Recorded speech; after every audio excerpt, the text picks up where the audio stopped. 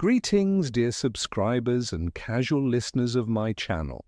Today, I propose we take a step back from the idealization of Hermione Granger and look at her from a different perspective.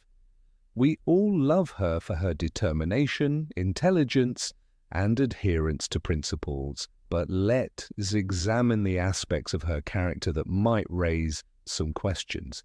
Enjoy the video. Number 1. Hermione can be a bit narrow-minded.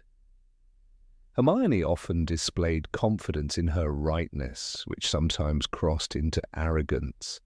She didn't always try to understand the perspective of others and frequently believed that her views were the only correct ones. This was especially evident in her relationship with Luna.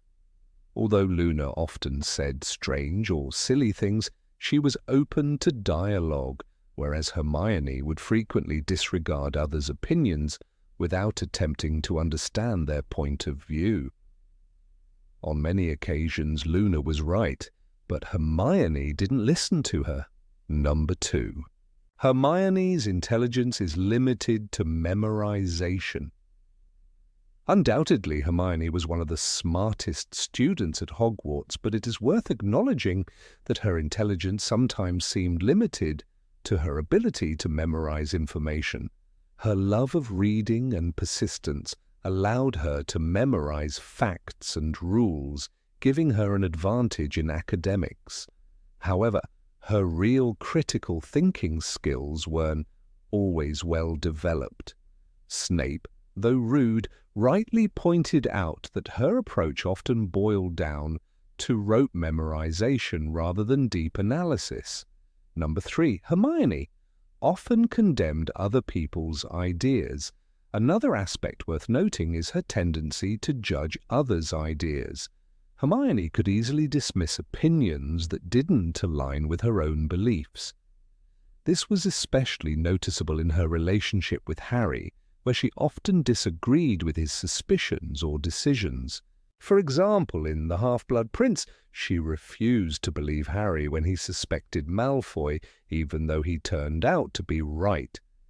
In The Deathly Hallows, her contempt for his beliefs was also apparent. Number 4. No consequences. Whenever Harry or Ron made mistakes, Hermione was always there to scold them and remind them that they should have acted differently. However, when she made mistakes herself, she often didn't take responsibility for her actions. A prime example is the events in The Half-Blood Prince, where Hermione spent a whole year insisting that Harry was wrong about Snape and Malfoy, but in the end, she never apologized for her mistake.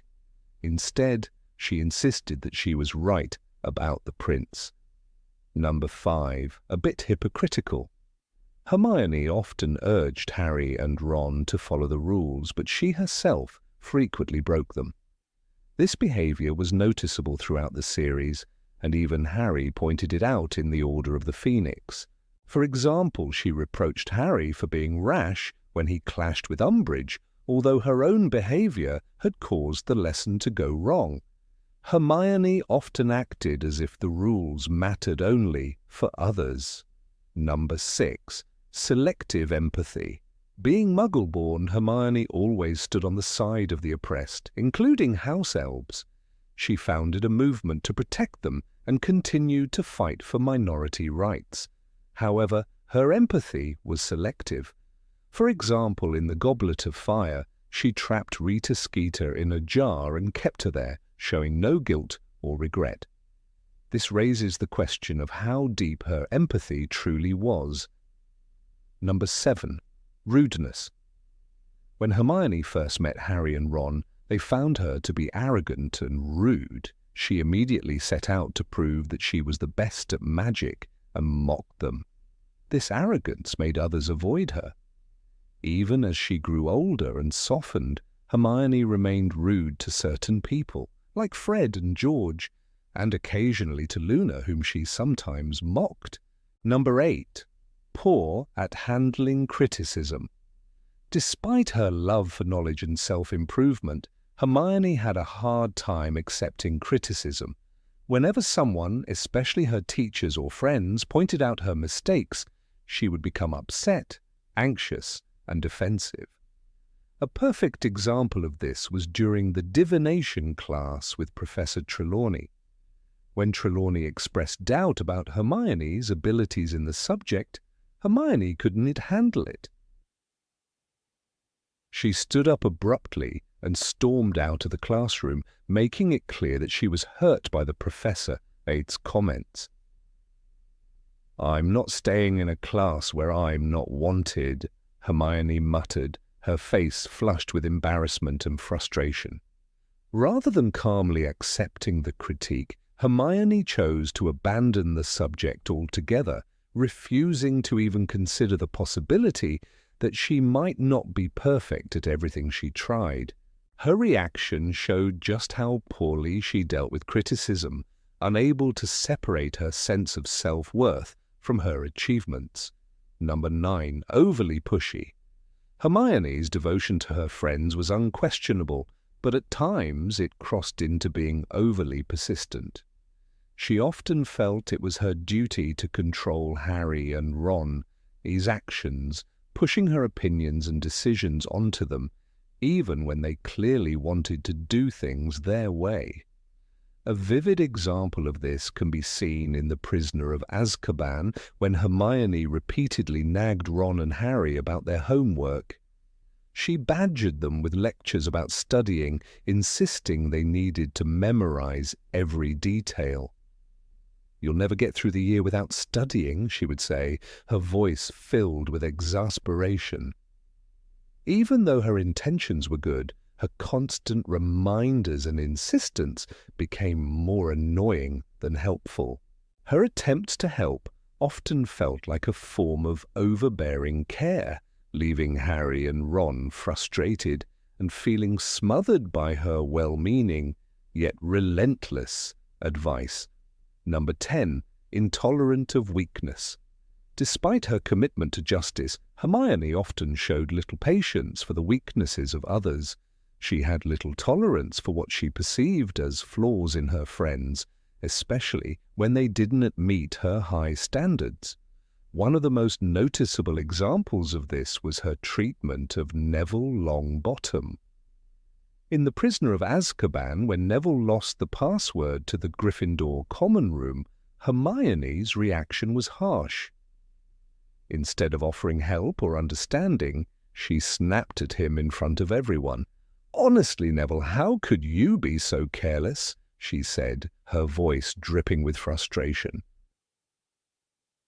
Neville, already nervous and insecure, was clearly upset, but Hermione didn't seem to notice. Her impatience with his mistake overshadowed any sympathy she might have shown. Hermione also displayed this lack of compassion toward Ron's weaknesses, especially his laziness or lack of academic drive.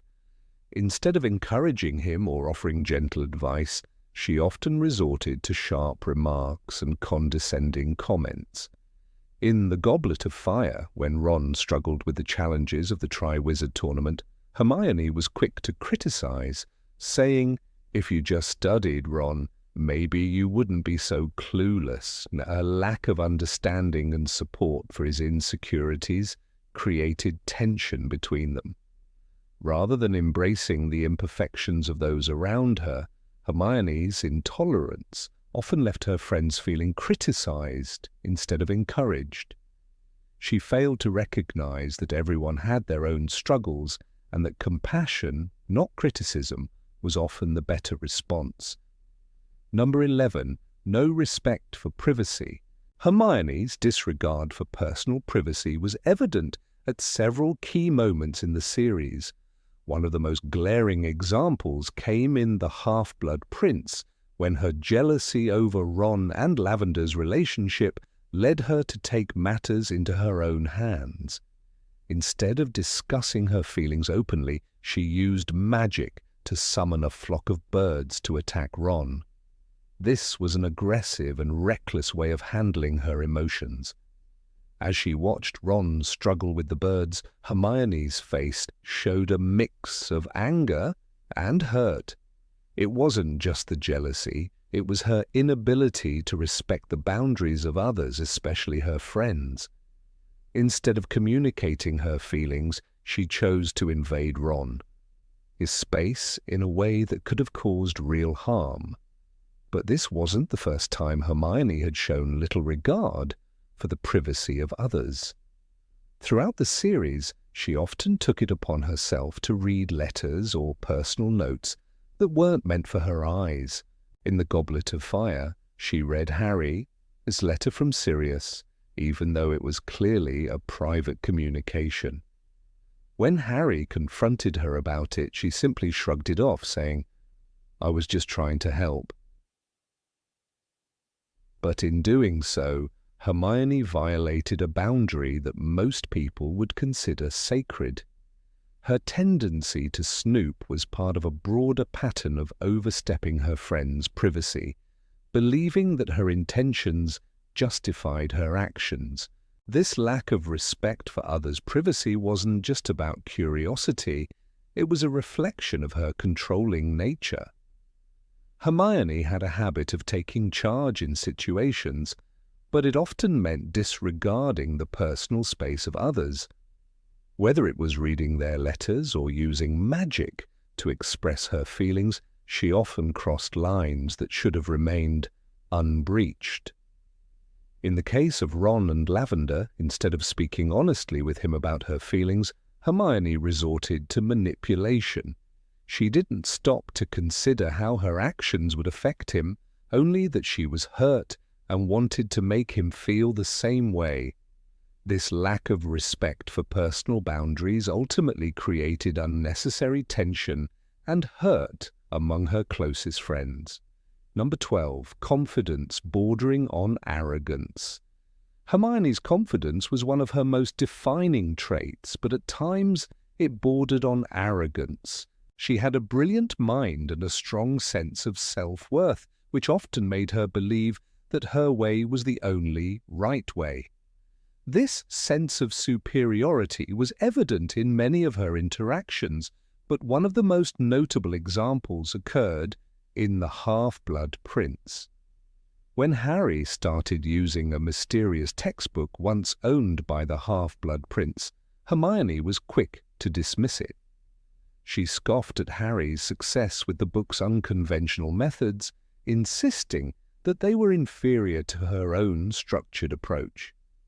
"That book, full of dangerous rubbish," she said, unable to accept that Harry's results were better than hers, using a different method. This refusal to accept that others might have better ways was not just limited to Harry's methods in potions. Throughout the series, Hermione's certainty in her own intellect led her to dismiss the ideas of those around her. Her insistence that she was always right often led to tension with her friends, particularly Ron. In The Prisoner of Azkaban, when Ron was trying to convince Hermione that Scabbers was still alive, she quickly shut him down, dismissing his beliefs as nonsense. Her certainty that her knowledge was the only truth often made her blind to the possibilities that others could offer. Even when others tried to show her that there was more than one way to approach a situation, Hermione's stubbornness got in the way. One of the most striking moments was in The Half-Blood Prince, when Ron tried to suggest that perhaps Harry had something worth listening to with the prince as book. Hermione refused to accept this and was dismissive of Ron's opinion. Quote 5. She said, unable to imagine a world where Harry's unorthodox methods could be more effective than her tried-and-true rules. It wasn't just a difference of opinion, it was an unwillingness to even entertain the possibility that she might be wrong. This overconfidence, which often crossed into arrogance, created a barrier between Hermione and her friends. They admired her intellect, but they were also frustrated by her unwillingness to admit when others had valuable insights. Hermione's journey was not just about mastering spells and potions. It was about learning to listen, to accept that sometimes other people's ideas were just as valid as hers. Number 13, inability to admit mistakes. One of Hermione's most significant flaws was her inability to admit when she was wrong. Despite her many strengths, this inability to acknowledge mistakes made her character less relatable and, at times, frustrating. A clear example of this occurred in The Prisoner of Azkaban, when Hermione, convinced that the broomstick Harry received from Sirius Black was cursed, made a point to warn him about the danger. She became so fixated on her suspicion that she failed to consider any other possibilities. Later, when it became clear that the broom wasn't cursed, Hermione didn't apologize. Instead, she deflected the situation, saying she was only worried about Harry's safety. Even though she was wrong, she refused to admit it, wrapping herself in her concern for him rather than taking responsibility for her hasty judgment. This tendency to avoid acknowledging her mistakes wasn't limited to just this incident. Throughout the series, Hermione struggled to say the words, quote, 7 or, quote, 8. Her pride and need to be seen as perfect made it difficult for her to lower her guard. In The Goblet of Fire, for example, she refused to admit that she might have been wrong about her harsh judgment of Harry's behavior during the Triwizard Tournament. Instead, she would often make excuses or rationalize her actions, even when it was evident that her assumptions had been incorrect. In these moments, her friends would grow frustrated, but Hermione remained steadfast in her belief that she was justified in her actions. In some cases, Hermione's reluctance to admit mistakes created a barrier between her and her friends. Harry and Ron were used to her relentless drive and confidence, but there were times when her inability to apologize caused strain. After the incident with the cursed broomstick, Harry, though understanding, couldn't help but feel a slight distance between them. He knew Hermione's heart was in the right place, but the lack of an apology made it harder to move past the misunderstanding. "You were not always right, you know," Harry said to her once, his voice tinged with frustration. He was growing weary of her constant need to be the one with all the answers. By the end of the series, Hermione had made significant strides in other areas of her character, but her struggle with admitting fault remained. She wasn't perfect, and that was okay, but it took time for her to realize that accepting her flaws and owning her mistakes would make her a stronger person. Ultimately, Hermione's journey is one of growth, and her difficulty with acknowledging mistakes serves as a reminder that we all have areas in which we need to learn humility and self-reflection. Number 14, excessive perfectionism. Hermione's obsession with perfection was admirable but often overwhelming. Her drive to excel in everything she did was evident from the moment she stepped into Hogwarts. But this constant pursuit of flawlessness began to take a toll on her friendships and mental health. One of the most telling examples of this was during the third book, The Prisoner of Azkaban, when she faced a boggart in Professor Lupin's class. While the others confronted their fears, Hermione's greatest terror was a failed exam. "I can't stand failing," she admitted, her voice cracking. This was a moment that truly exposed the extent of her anxiety. It wasn't just about the grades, it was about the fear of not being good enough. Her perfectionism pushed her to extremes. Hermione wasn't just concerned about schoolwork, she was consumed by it. If she didn't get the highest marks, she felt as if she had failed everyone, especially herself. This constant pressure led to her snapping at her friends, especially Harry and Ron, when things didn't go as planned. They too were burdened by her drive. Harry, for instance, didn't share her need to be the best, and at times he struggled with Hermione's frantic energy. Ron often found himself caught in the middle, feeling both excluded by Hermione's obsession and frustrated by her constant demands.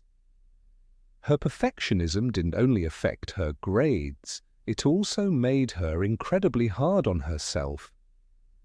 In the Goblet of Fire, when Hermione failed to keep up with the constant pressure of being involved in every aspect of the Triwizard Tournament, she broke down in front of her friends. "I just can't do everything," she confided, her eyes filled with tears. This was a pivotal moment for Hermione, where the walls of her carefully constructed perfectionism started to crumble. Despite her constant need to be the best, even she could see that perfection wasn't achievable without a cost. Despite her brilliant mind and unwavering work ethic, Hermione's obsession with perfection often isolated her. She couldn't relax because the constant pressure to excel was too great. In The Half-Blood Prince, when Hermione noticed Harry's natural ease with people and his success, despite not worrying about everything, she felt left behind. "Why can't I be like you, Harry?" she asked, though it wasn't just about Harry. It was the constant comparison to her own unyielding standards.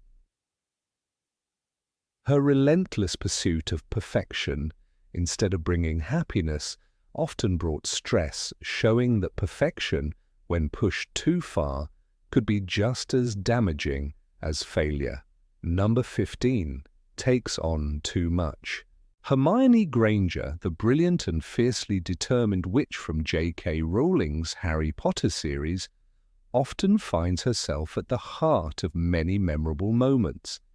Her intellect, dedication, and loyalty to her friends make her one of the most beloved characters in the wizarding world.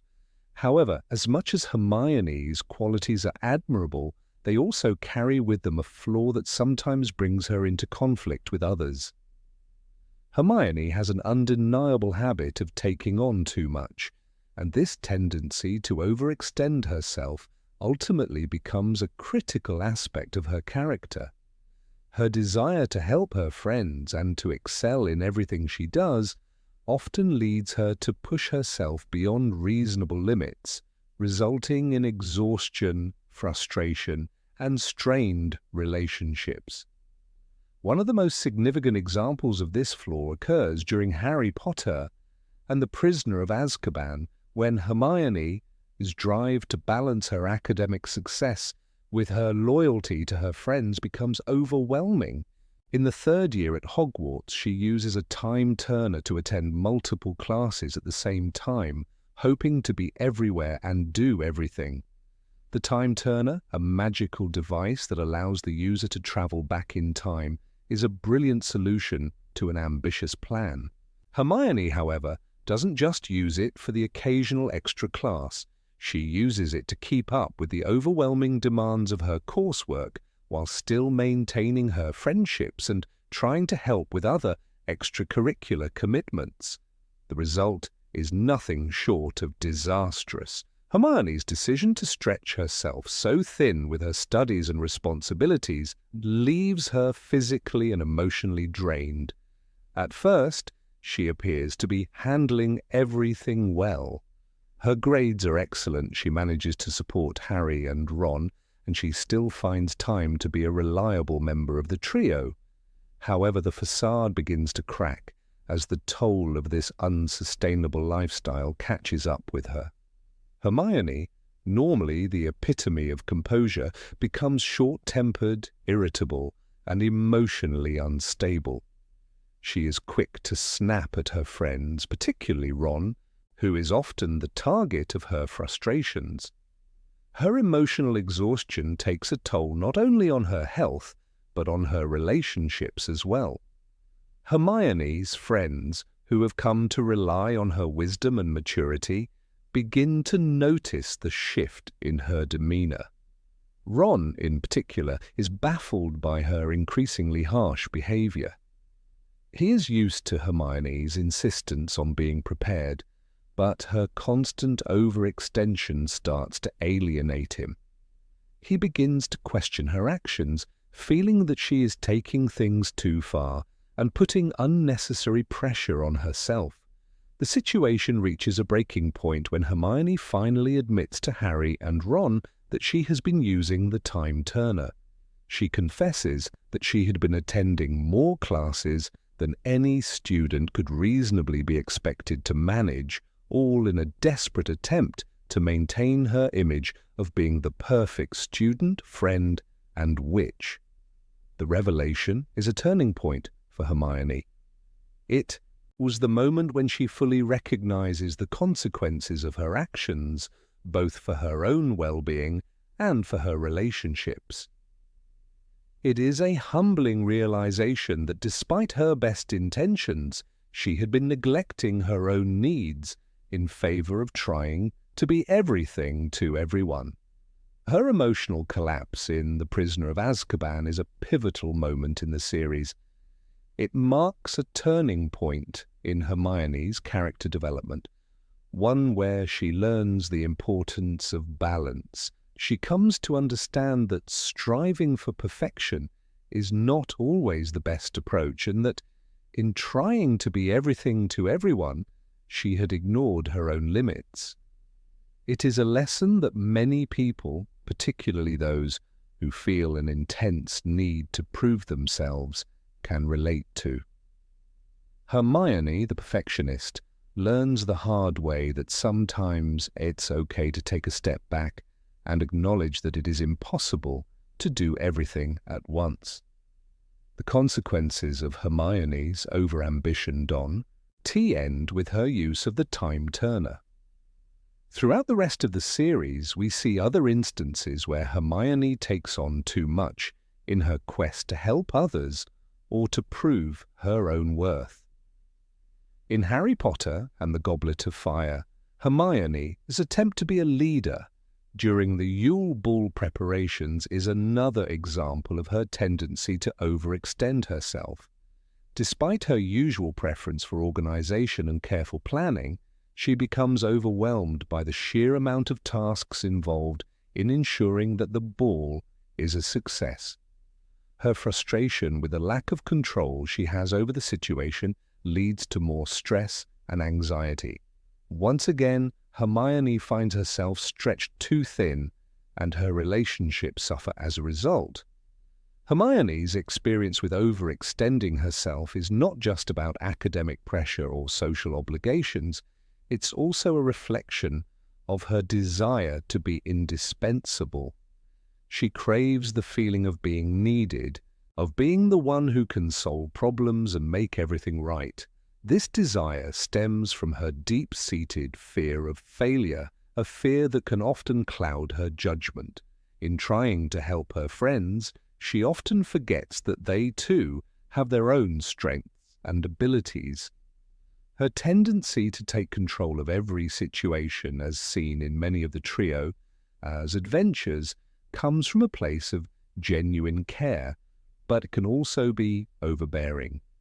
A poignant example of this dynamic is seen in Harry Potter and the Deathly Hallows when Hermione, Harry, and Ron are on the run from the Death Eaters. Hermione, always the planner, insists on taking the lead in their mission to find and destroy Voldemort's Horcruxes. While her leadership and intellect are undoubtedly valuable, she fails to recognize that at times her friends need space to contribute their ideas and make decisions.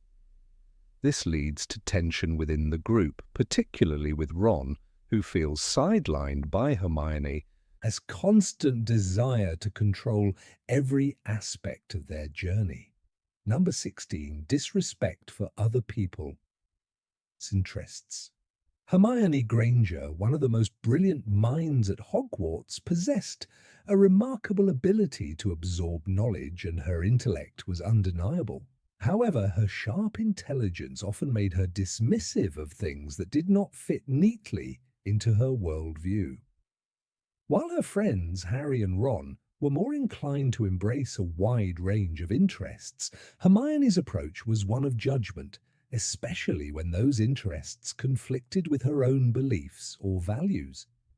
This tendency to devalue things that didn't align with her perspective often led to her alienating others, particularly when it came to practices like divination, which she deemed to be nothing more than nonsense. The most glaring example of Hermione's disdain for something that didn't align with her beliefs was her attitude toward divination. The subject, taught by the eccentric Professor Trelawney, was met with disdain from the very beginning by Hermione. She not only had no interest in the subject, but she also openly mocked it. Divination, with its reliance on mystical interpretations and predictions, stood in stark contrast to Hermione's logical, evidence-based worldview. To her, anything that couldn't be empirically proven was simply a waste of time. She saw no merit in what she considered hocus-pocus, and made no attempt to hide her contempt. Her views were evident in the way she treated her classmates who did have an interest in the subject. Lavender Brown and Parvati Patil, two of her peers, were deeply involved in the study of divination. While their interest was more in line with the romanticism and mystery of the practice, Hermione's response was dismissive at best. She openly criticized the subject, calling it, quote, 17, a stance that alienated her from some of her peers. Lavender and Parvati were not the only ones affected by Hermione's disdainful attitude. Others, like Ron, found themselves caught in the middle of Hermione condescension. Ron, who didn't have much interest in divination either, found himself at odds with Hermione's harsh judgment. What was most striking about Hermione's approach was the extent to which her dislike of divination was rooted in her belief that everything could be explained through logic and reason.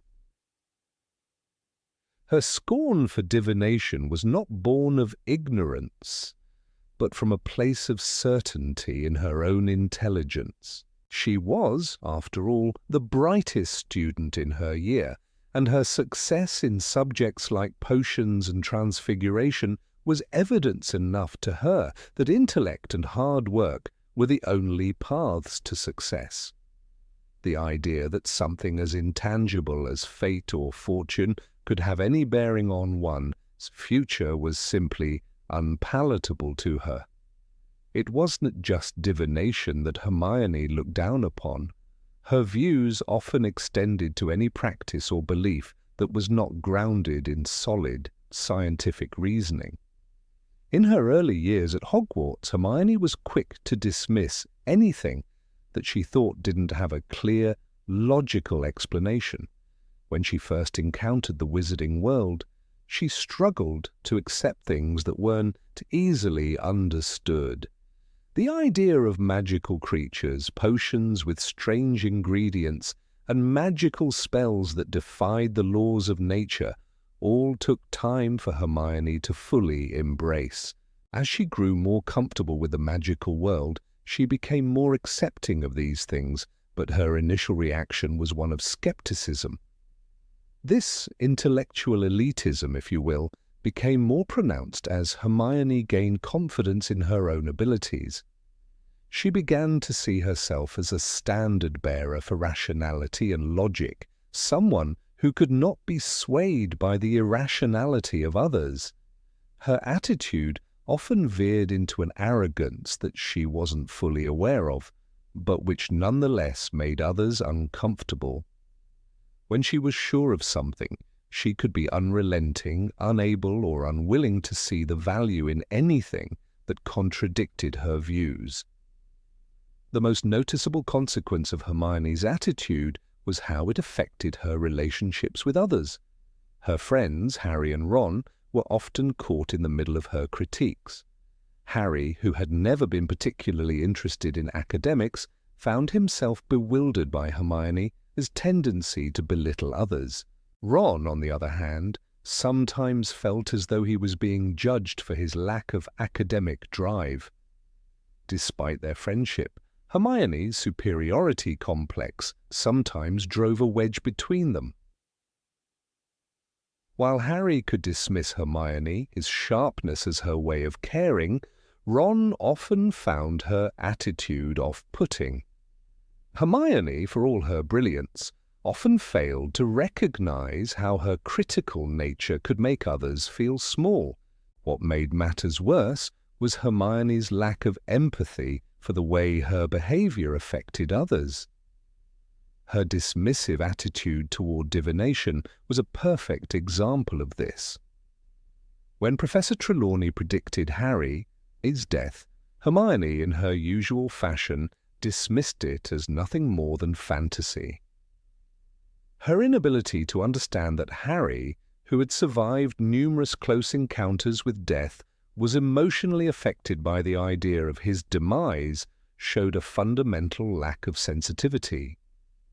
Her remarks about Trelawney and her predictions were not just criticisms of the subject, but they also reflected an inability to see the importance of belief, even in something as intangible as fortune-telling, for those who chose to embrace it. Number 17, controlling behavior. Hermione Granger, the brilliant witch and one of Harry Potter's closest friends, was always seen as a beacon of intelligence and determination. Her sharp mind and unwavering commitment to doing what was right often positioned her as the leader within the trio, especially in situations of peril. However, beneath her caring and responsible exterior, there was a deeper, more troubling trait, a desire to control the lives of those around her. This controlling nature, particularly in her interactions with Harry and Ron, was at times both a source of frustration and a point of conflict within the group. From the very beginning of the series, Hermione's tendency to take charge was evident. In their first year at Hogwarts, when Harry and Ron found themselves caught up in the chaos surrounding the sorcerer stone, Hermione's quick thinking and encyclopedic knowledge saved them on more than one occasion. Yet it was always Hermione's way of thinking that prevailed, her plans often dismissing the suggestions or desires of others. Harry and Ron, in their own way, were willing to follow her lead, but there was no question that Hermione believed her way was always the best. One of the clearest examples of Hermione's desire to control those around her comes from her relationship with Harry, especially as they moved into their teenage years.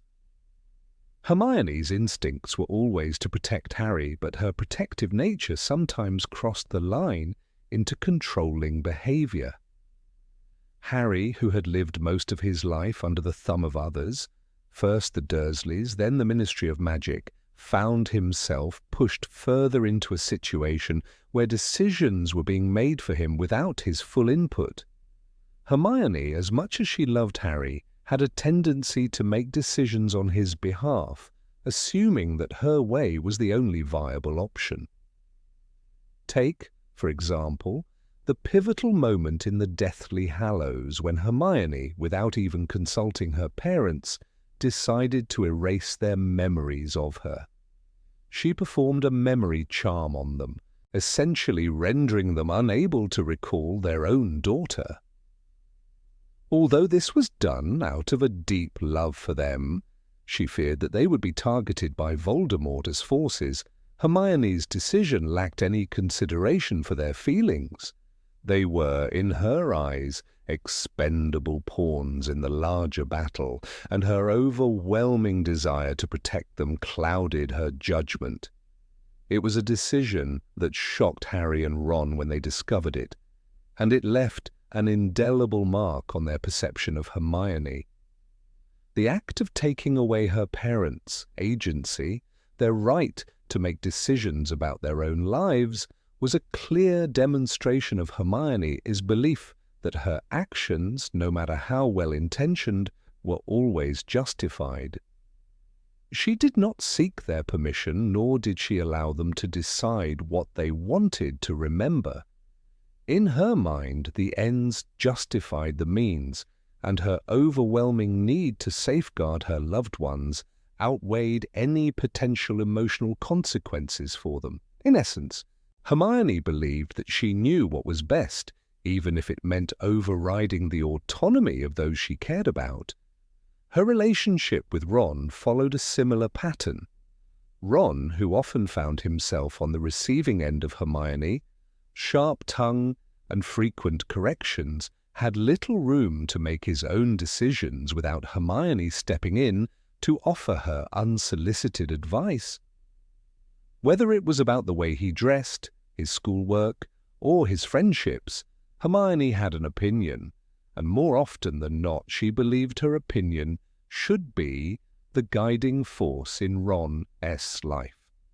Ron, for his part, was generally more laid back and willing to go along with whatever Hermione suggested, but it was clear that his relationship with her, while deeply affectionate, was often one-sided in terms of decision-making. This dynamic came to a head in the Goblet of Fire, when Ron and Hermione's friendship was tested. Hermione, despite being a year ahead of Ron in terms of academic achievement, often took on the role of the big sister, doling out advice as though she were the authority figure in the relationship. She tried to dictate how Ron should approach his academic struggles, believing that her own success in school should be the standard for him to follow. This in turn created tension between them. Ron, who resented Hermione's superior attitude and tendency to lecture, often retreated into his own shell, feeling belittled and overshadowed by her. But it wasn't just the way Hermione treated Ron that revealed her controlling tendencies. Even in moments when she was meant to be a supportive friend, she couldn't help but take charge. When Harry found himself in increasingly dangerous situations, particularly during the final confrontation with Voldemort, Hermione did not hesitate to step in and try to dictate the course of action. She often saw herself as the one who could think logically in the heat of the moment, believing that she could always solve the problem or find the best solution, no matter the personal cost to those around her. There were times when this behavior was clearly detrimental to the group. Harry, whose life had been dictated by others for so long, sometimes found Hermione's actions suffocating. He was used to people making decisions for him, whether it was the Dursleys or the Ministry. When Hermione assumed that she knew best, Harry was placed back into a role where his autonomy was once again compromised. Though Hermione loved Harry and wanted to protect him, her attempts to control him left him feeling as though his own choices were never truly his own. Ron, too, felt the weight of Hermione's decisions. Their relationship was fraught with tension, particularly as the trio grew older and their roles within the group became more defined. Ron wanted to be seen as an equal to Hermione, but her insistence on controlling the situation often undermined his sense of self-worth. He wanted to make his own mistakes, to take his own risks, but Hermione's overbearing nature often prevented him from doing so. Number 18, inflexibility and lack of compromise. Hermione Granger, one of the central characters in J.K. Rowling's Harry Potter series, is often celebrated for her intelligence, loyalty, and dedication to her friends. Yet beneath these admirable qualities lies a flaw that frequently disrupts her relationships, particularly with Ron Weasley. Hermione's most significant negative trait is her inability to compromise, an issue that leads to conflicts and strains her friendships, sometimes to the point of breaking. Throughout the series, Hermione is portrayed as someone who holds firm to her beliefs and values, but often to the detriment of those around her, especially in situations where flexibility or understanding could lead to harmony. From an early age, Hermione's stubbornness becomes evident.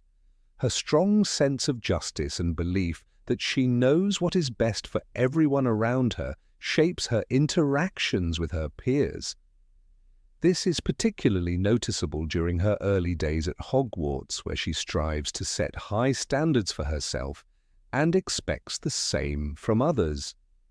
Her perfectionism and desire to always be right make it difficult for her to see that others might have different perspectives, or that sometimes it's okay to give a little ground. Her way of thinking is all-encompassing, often leaving little room for the nuances of differing opinions.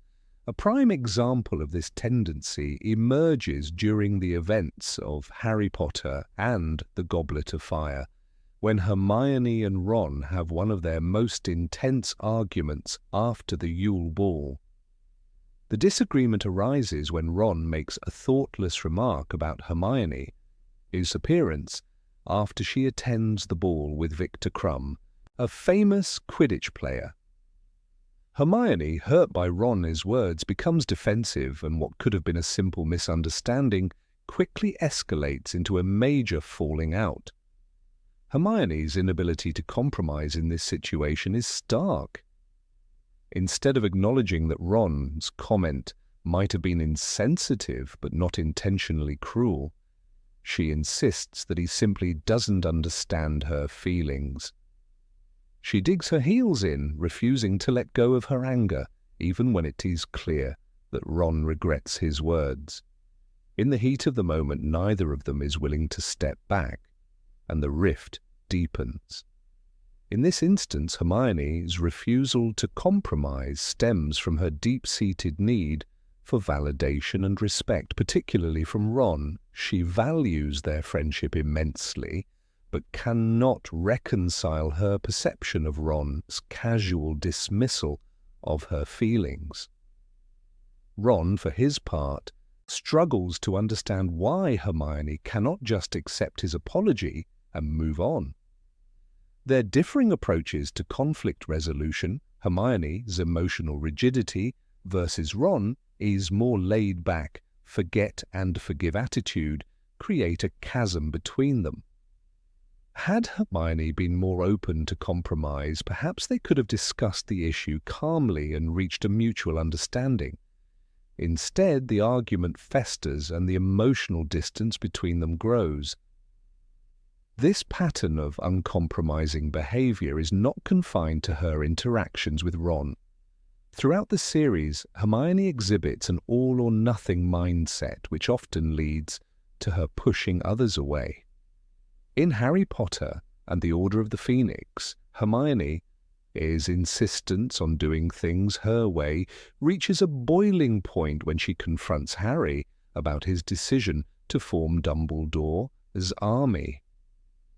Though Harry's actions are motivated by a desire to protect his friends, Hermione sees his secrecy as reckless, and she cannot accept that Harry might know what he's doing better than she does.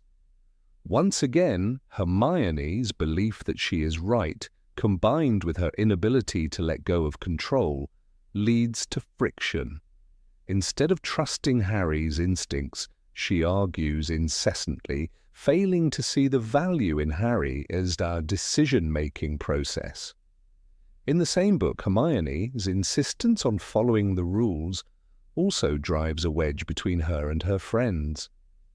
Her belief in the importance of regulations often leaves her at odds with Ron, who, though well-meaning, has a more relaxed approach to authority. In their 5th year at Hogwarts, when the trio breaks into the Ministry of Magic to rescue Sirius Black, Hermione is initially horrified by the plan and the dangers involved. Her discomfort comes from her inability to reconcile her need for structure and safety with the need to act swiftly in a dangerous situation. Her reluctance to engage in risky behavior, even when it is necessary to help a friend, highlights her tendency to hold firm to her values without considering the bigger picture. While Hermione's determination and sense of right and wrong are undoubtedly strengths, they also make her less willing to bend when the situation calls for flexibility. This flaw in her character is particularly evident during her efforts to protect others from harm. In Harry Potter and the Deathly Hallows, Hermione's decision to destroy the Horcruxes becomes a focal point of tension. She is adamant that the Horcruxes must be destroyed and that the fight against Voldemort cannot be postponed, even when others, like Harry and Ron, express reservations or suggest alternative courses of action. Her insistence on the necessity of immediate action often leads her to disregard the feelings and concerns of those around her. This is not to say that Hermione's inability to compromise is without its merits. Her strong convictions, her insistence on doing the right thing, and her commitment to her friends are traits that make her one of the series' most compelling characters. However, these same qualities also create an emotional distance between her and the people she cares about. When her friends need her to be flexible, to consider their perspectives, or to simply listen without immediately jumping to conclusions, she often fails to meet their expectations. This makes her relationships, particularly with Ron, more fraught than they might have been had she been more willing to compromise. Perhaps the most poignant example of Hermione's inability to compromise occurs in Harry Potter and the Half-Blood Prince, when Ron begins dating Lavender Brown. Hermione is visibly upset by this development, but instead of expressing her feelings in a mature, open way, she withdraws into herself, brooding over Ron's behavior. She cannot accept that Ron might have genuine feelings for someone else, and instead of discussing the matter openly, she allows her pride and jealousy to take over. As a result, she distances herself from Ron, making their relationship more complicated than it needs to be. In this situation, a little bit of compromise, allowing Ron the freedom to pursue his own feelings and talking things through, might have saved Hermione a great deal of emotional turmoil. At the heart of Hermione's character arc is her growth as a person, and over the course of the series, she does learn to be more flexible. In the final book, Harry Potter and the Deathly Hallows, Hermione shows signs of being more willing to compromise, particularly when she works with Ron and Harry to track down the Horcruxes. The trio's journey forces them to confront their own flaws and learn how to work together, and Hermione's ability to compromise becomes a vital part of their success. Yet, even by the end of the series, her fundamental difficulty in compromising remains a significant part of her character. She has learned to be more open-minded, but she is still the same Hermione who fiercely believes in doing the right thing.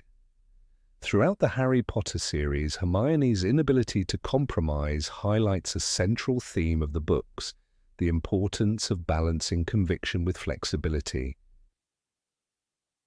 While it is crucial to stand firm in one's beliefs, it is equally important to recognize that sometimes compromise is necessary for the greater good. In the end, Hermione's character growth is a testament to her willingness to adapt, but her journey serves as a reminder of the challenges of finding a middle ground when emotions run high and principles are at stake. Number 19. Subtle arrogance toward muggles. Hermione Granger, one of the central characters in J.K. Rowling's Harry Potter series, is often hailed as the brilliant and resourceful friend who helps save the day.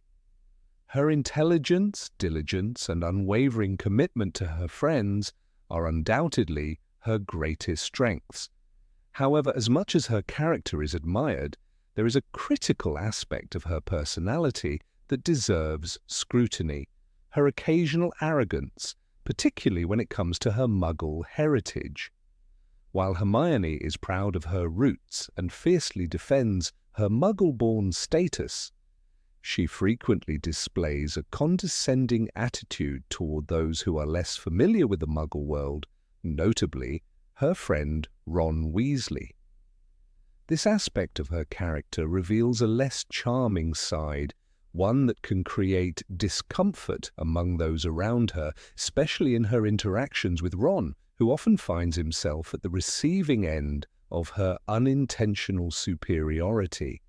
Hermione's pride in being Muggle-born is clear throughout the series. She takes great pride in her intelligence, believing that her Muggle upbringing has given her an edge in the magical world. She uses her Muggle knowledge to navigate situations that others, including Ron and Harry, struggle with. Her meticulous nature and need for control often manifest in her insistence on following rules and making sure everything is done correctly. She is the first to correct others, particularly when it comes to her knowledge of Muggle customs, which she tends to assume everyone should understand. For example, when Hermione educates Ron on the concept of a birthday cake in Harry Potter and the Chamber of Secrets, her attempt to explain what should be a simple concept makes Ron feel ignorant and small. While her intentions are good, the way she presents her knowledge highlights her tendency to look down on those who don't share her extensive understanding of the Muggle world. In fact, throughout the series, Hermione's interactions with Ron often highlight her condescending attitude, particularly when he reveals his lack of understanding of Muggle customs. It becomes evident that Hermione's pride in her Muggle origins often turns into a form of superiority. She treats Ron, a pure-blood wizard, as though his lack of knowledge in Muggle affairs is a flaw. Her attitude creates an uncomfortable dynamic within the trio, with Ron frequently feeling inadequate or embarrassed. This is perhaps best illustrated in Harry Potter and the Philosopher's Stone, when Hermione smugly corrects Ron's misunderstanding of Muggle terminology, making him feel belittled for not knowing about simple Muggle things like unquote 28 or unquote 29i. Hermione's tone often implies that she is the expert and that Ron's ignorance of Muggle life is somehow a deficiency. This condescending behavior is further exacerbated when she dismisses Ron's more traditional wizarding ways as backward or less sophisticated. Hermione's insistence on demonstrating her superiority extends beyond just Muggle knowledge. She also makes it clear that she believes her approach to life, rigid, orderly, and based on a thorough understanding of facts, is the best and most logical way to live. For example, in Harry Potter and the Goblet of Fire, during the Triwizard Tournament, Hermione is adamant about following the rules and ensuring that everything is done according to the book. This leads her to criticize Ron for his more laid-back approach to things, which she deems irresponsible. Her need for everything to be perfect and in its place leads to moments of tension between her and Ron, who often prefers a more relaxed, intuitive approach to life. While it is true that Hermione's dedication to her studies and her desire for order bring important value to the trio, her inability to accept that others might not share her intense commitment to perfection creates unnecessary friction. At times, Hermione's behavior can be so patronizing that it strains her friendships. One of the most striking examples of this occurs when she helps Ron with his homework in Harry Potter and the Half-Blood Prince. While she clearly intends to be helpful, her overbearing manner causes Ron to feel helpless and infantilized. She makes it clear that she believes she knows better than he does, even when it comes to the simplest matters. Instead of encouraging Ron's independence, she asserts her knowledge in a way that leaves him feeling diminished. While Hermione undoubtedly has a wealth of knowledge to offer, her delivery often makes it hard for her friends to accept her guidance without feeling as though they are being patronized. What makes Hermione's behavior particularly difficult to endure at times is her lack of self-awareness. She is often unaware of the way her actions make others feel, particularly Ron, who bears the brunt of her intellectual superiority. For example, in Harry Potter and the Prisoner of Azkaban, when Hermione becomes upset that Ron is not as impressed with her knowledge as she expects, she makes it clear that she believes she deserves more respect for her hard work. Her expectation that others should admire her achievements often comes across as self-centered and oblivious to the feelings of those around her. Instead of recognizing that her friends may not always share her enthusiasm for her intellectual accomplishments, Hermione remains fixated on her own superiority, further alienating Ron and others who feel undervalued. However, it is essential to acknowledge that Hermione's condescending behavior is not intentional. Her actions are often born from a place of pride in her own abilities and a desire to prove herself, especially in a world where she feels the need to work harder to earn her place. Hermione's upbringing in the Muggle world may have shaped her desire to assert her worth in a magical society that sometimes looks down on Muggle-borns. However, this need to prove herself does not justify her treatment of others, particularly Ron, whose lack of knowledge is often met with mockery or correction. The subtlety of her arrogance lies in how she assumes that her way of thinking is the only valid one, refusing to acknowledge that other perspectives, even if they are less informed, are equally worthy of respect. There is also a recurring pattern in the way Hermione deflects responsibility. When her actions hurt her friends, instead of recognizing her own faults, she tends to excuse her behavior by focusing on the perceived ignorance of others. When Ron is hurt by her actions, Hermione does not always take the time to apologize or acknowledge her role in making him feel inferior. Her pride in her knowledge of the Muggle world becomes a shield that prevents her from recognizing the emotional damage her words and actions can cause. Her tendency to avoid confrontation and pretend that everything is fine often leads to unresolved tension within the trio, with Ron silently stewing in his discomfort while Hermione continues to assert her superior understanding of the world around them. Nevertheless, it is worth noting that Hermione does grow throughout the series. Her relationship with Ron evolves as she matures, and she becomes more aware of how her behavior affects others. While she still displays moments of arrogance, particularly in her intellectual superiority, she also learns to temper her pride with humility. In Harry Potter and the Deathly Hallows, Hermione shows significant growth when she is able to recognize the value of Ron's intuition and quick thinking, even when they differ from her more logical approach. This development suggests that despite her earlier tendency to be condescending, Hermione becomes more attuned to the needs and feelings of her friends. Ultimately, Hermione's occasional arrogance towards Muggles and those less informed than herself reveals an essential flaw in her character. Her pride in her Muggle-born status and her constant need to prove herself often blind her to the feelings of those around her, particularly Ron. While she is undoubtedly a brilliant and valuable friend, her condescending attitude towards others, especially those who do not share Her extensive knowledge of the Muggle world is a flaw that she must overcome to truly mature as a person. It is only when she learns to balance her pride with empathy that she becomes the true friend and ally that she was always meant to be. Number 20.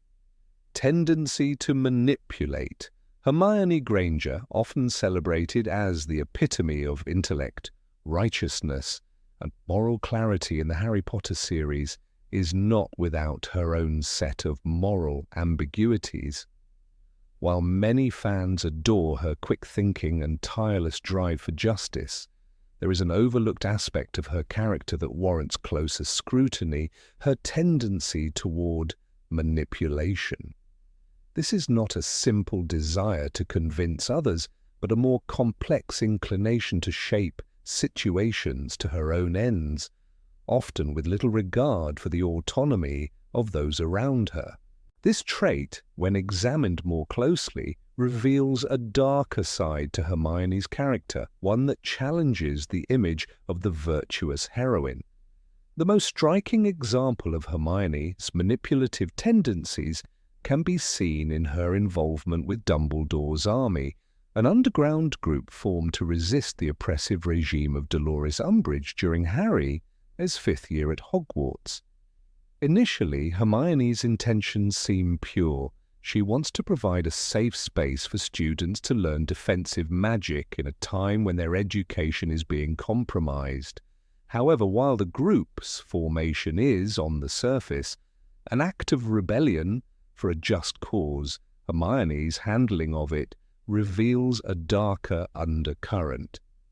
In her eagerness to ensure the secrecy of the group, Hermione resorts to a form of manipulation that reflects her willingness to blur ethical lines. Rather than simply asking the members of the group to keep their involvement secret, she uses magic to ensure their silence. In particular, Hermione casts a spell known as the Unbreakable Vow on the group. This is not a mere charm to encourage discretion, but a binding magical contract that enforces the vow under the threat of death or severe harm for those who break it. The Unbreakable Vow is a powerful and dangerous magical contract, one that in its very nature demands a degree of compliance from those who engage with it. The fact that Hermione, in her desire for secrecy, would use such an extreme measure without consulting the others or explaining the potential consequences shows her inclination to take control in ways that bypass personal autonomy. The Unbreakable Vow, in essence, removes free will from the participants, forcing them to follow her plan without fully understanding the risks involved. This moment serves as a potent reminder of how easily someone can manipulate others, even with the most noble of intentions. Furthermore, Hermione's actions throughout the series demonstrate her ability to manipulate situations under the guise of rationality or even concern for the well-being of her friends.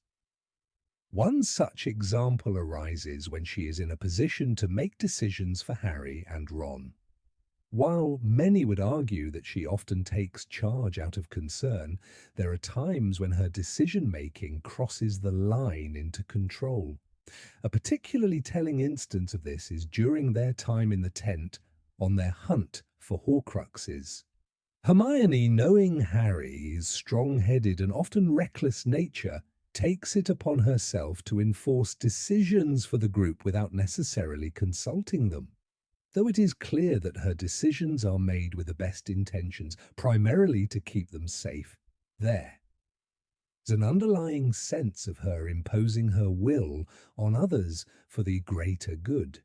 The issue here is not Hermione. As desire to protect her friends, this is a quality that many would admire, but her repeated tendency to make decisions unilaterally. She takes it upon herself to control the group's course of action, pushing them into situations that she deems the most reasonable, even when Harry and Ron might not fully agree with her. In this way, she subtly manipulates their choices, often using her intellect and sharp reasoning as a means of asserting control. An interesting example of this dynamic unfolds when Hermione is forced to obliterate her parents' memories in order to protect them from the dangers of the Death Eaters. This act, while it clearly shows Hermione's willingness to sacrifice personal ties for the safety of others, also reflects her need to make choices for others, even in situations where their consent might not be fully obtained. Though she is certainly justified in her desire to protect them, the manipulation is still present. In essence, Hermione decides what is best for her parents, never fully allowing them the opportunity to weigh the consequences for themselves. This form of manipulation, characterized by Hermione's insistence on doing what she believes is right, even when it comes at the cost of other people, as freedom of choice, is not only an integral part of her character, but also a critical aspect of the moral dilemmas faced by those around her. Her actions, though often portrayed as heroic, bring into question the very nature of free will and whether the end always justifies the means. She frequently uses her sharp intellect to push for what she perceives as the right course of action, but this can be seen as an infringement upon the autonomy of those who follow her lead. In addition, Hermione's manipulation is not always overt. Often she uses her perceived moral authority as a form of pressure. She operates under the belief that because she is usually correct and has a broader understanding of the situation, her decisions should be followed without question. This subtle form of persuasion may seem less harmful, but it can still be incredibly coercive. Hermione's self-assurance in her intellect often leaves little room for alternative perspectives, making it difficult for others, especially Harry and Ron, to express dissent without feeling as though they are somehow in the wrong. This tendency to sway others through intellectual dominance and moral righteousness can be seen in her interactions with Ron, especially when they argue about the best course of action. While Hermione is undoubtedly right in many of these instances, the manner in which she dismisses Ron's opinions or talks over him reveals her belief that her decisions are inherently superior. Hermione's conviction in her choices leaves little room for other people's opinions to hold equal weight, reinforcing her subtle, manipulative approach to leadership. Though Hermione's manipulative tendencies often emerge in situations that are seemingly justified, there is an undeniable power imbalance that she creates in her relationships with others. The trust that Harry and Ron place in her is, at times, exploited for the sake of her own objectives. While her intentions may be good, the execution of her plans sometimes leaves little room for individual choice, which highlights her willingness to take control when she deems it necessary. While Hermione's actions are never intended to be malicious, they do reveal a critical flaw in her character, a tendency to impose her will on others, believing that her decisions are always for the best. It is this same tendency that, in a darker context, could have led her down a much more dangerous path should she have been influenced by darker forces. If Hermione had fully embraced the belief that the ends always justified the means, there is little doubt that she could have manipulated events and people in a way that compromised not only their autonomy, but their very lives. In conclusion, Hermione's manipulation, though often well-intentioned, is a reminder of the complexity of her character. Her ability to make decisions for others, especially when cloaked in the guise of helping or protecting, demonstrates how even the most morally upright characters can cross ethical boundaries. In the end, while Hermione remains a beloved character, her actions also serve as a cautionary tale about the dangers of unchecked authority and the fine line between leadership and manipulation. Number 21 acts from fear, not courage. Hermione Granger, one of the most beloved characters in the Harry Potter series, is often celebrated for her intellect, loyalty, and fierce determination. However, beneath this image of a brave and intelligent young witch lies a trait that is sometimes overlooked: her tendency to act out of fear rather than courage. Despite being sorted into Gryffindor, a house known for its bravery and daring, Hermione's actions often reveal a reluctance to embrace the risks that define true courage. She frequently made decisions based on the desire to avoid danger rather than following the instinct to act in the face of it. Throughout the series, Hermione's intellectual nature and penchant for logic are often at odds with the reckless bravery displayed by Harry. This conflict becomes most apparent in the moments when she tries to dissuade Harry from taking dangerous risks, not because she doubts his judgment, but because she fears the potential consequences. It's not that Hermione lacks courage. She certainly demonstrates bravery when necessary, but rather that her caution often leads her to take a more conservative approach, which at times hinders the group's progress. One such example occurs in Harry Potter and the Prisoner of Azkaban, when Harry, Ron, and Hermione plan to sneak into Hogsmeade without permission. Hermione is adamantly opposed to the idea, not because she believes it is a bad plan, but because of the potential danger they might face. She is fearful of the consequences, which leads her to discourage Harry from taking the risk. This episode is crucial in understanding Hermione's approach to danger. Unlike Harry, who is willing to take risks for the sake of adventure or the greater good, Hermione is often hesitant and prefers to avoid any unnecessary danger. Her fear of the unknown and the potential for harm sometimes leads her to prioritize safety over the thrill of the unknown. This reluctance to take risks is a trait that sets Hermione apart from the true Gryffindors in the series.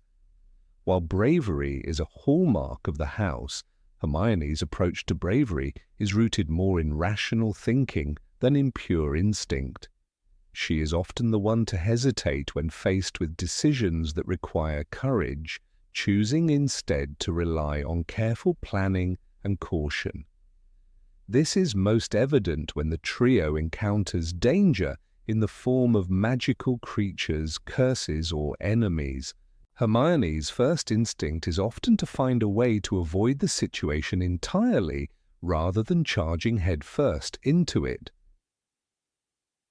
Her fear of the consequences rather than her courage drives her actions.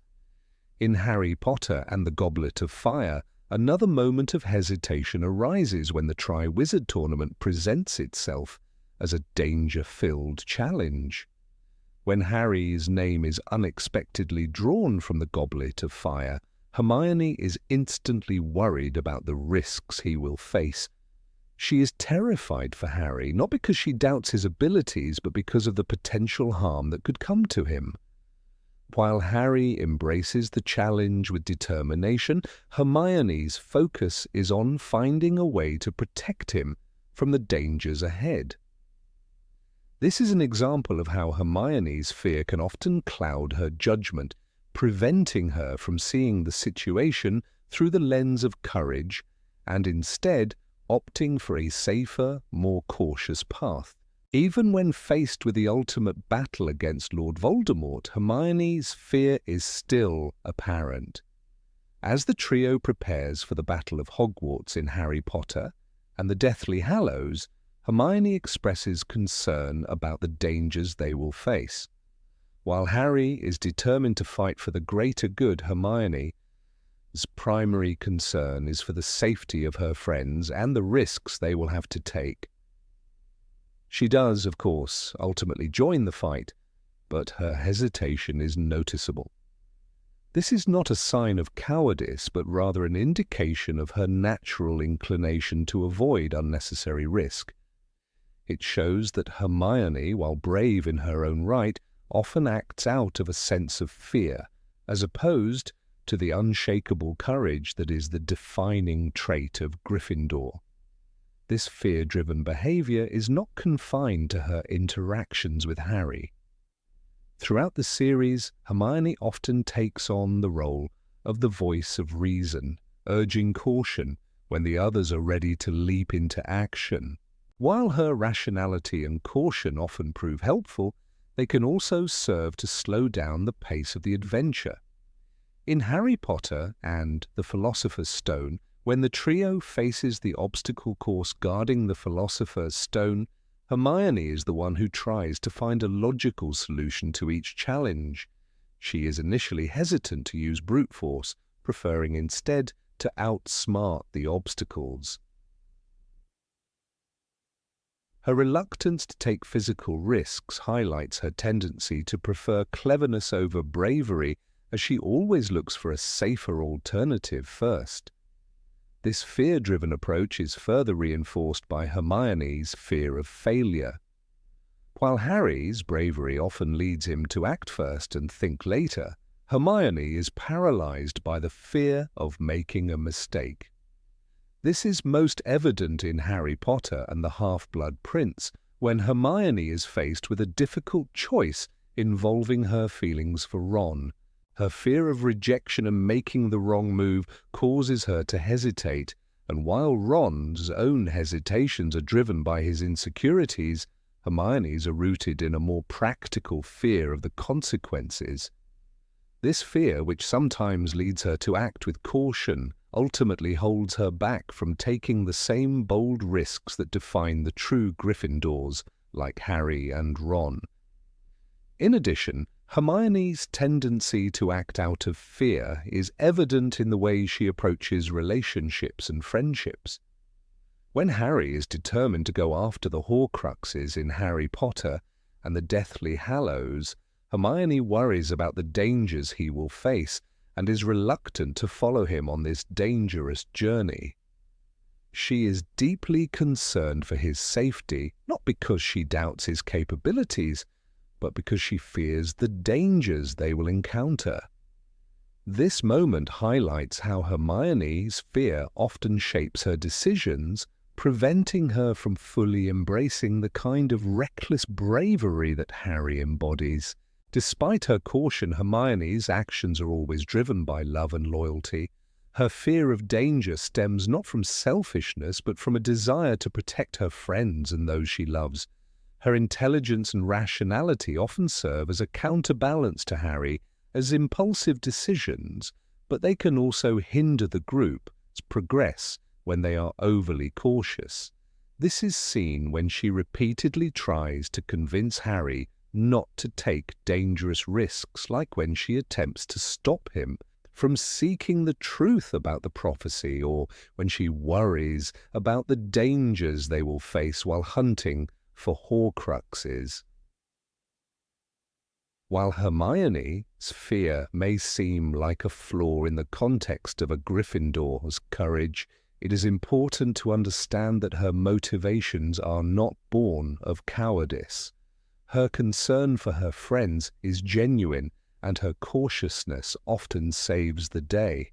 However, her fear also stands in contrast to the type of bravery that is the hallmark of Gryffindor House. The true Gryffindor courage is not driven by fear, but by the willingness to face danger head-on for the sake of others. In this sense, Hermione's actions, while often protective and well-intentioned, are sometimes at odds with the reckless courage that defines Gryffindors like Harry and Ron. Ultimately, Hermione's journey is one of growth. Over the course of the series, she learns to balance her natural caution with the need for bold action. While she never loses her fear of the unknown, she becomes more willing to face danger in the name of a greater cause. This evolution of Hermione from a fearful, cautious young witch to a brave and courageous heroine mirrors the growth of her character. It shows that courage is not the absence of fear, but the willingness to act despite it. Hermione may not always act from a place of unshakable courage, but she proves time and again that when necessary, she is willing to take risks for the sake of her friends and the world. Number 22, emotionally closed off. Hermione Granger is often celebrated as one of the most brilliant and resourceful characters in J.K. Rowling's Harry Potter series. However, while she possesses an undeniable intellectual and moral strength, there is a deeper, more complex aspect of her personality that deserves scrutiny: her emotional reclusiveness. Despite being surrounded by friends, particularly Harry and Ron, Hermione consistently struggles to share her true feelings. She has a tendency to bottle up her emotions, often leading to moments of emotional outbursts or sarcastic remarks that catch those around her off guard. This emotional restraint, rather than showcasing her strength, often creates tension in her relationships and marks her as emotionally distant, especially in comparison to her more emotionally transparent friends. Throughout the series, it becomes apparent that Hermione is more closed off emotionally than she lets on. Her intellect and drive often mask the complexity of her emotional state. She seems to prefer keeping her emotions hidden, even from those she cares about most. While Harry and Ron frequently express their thoughts, frustrations, and fears, Hermione has a habit of internalizing her emotions.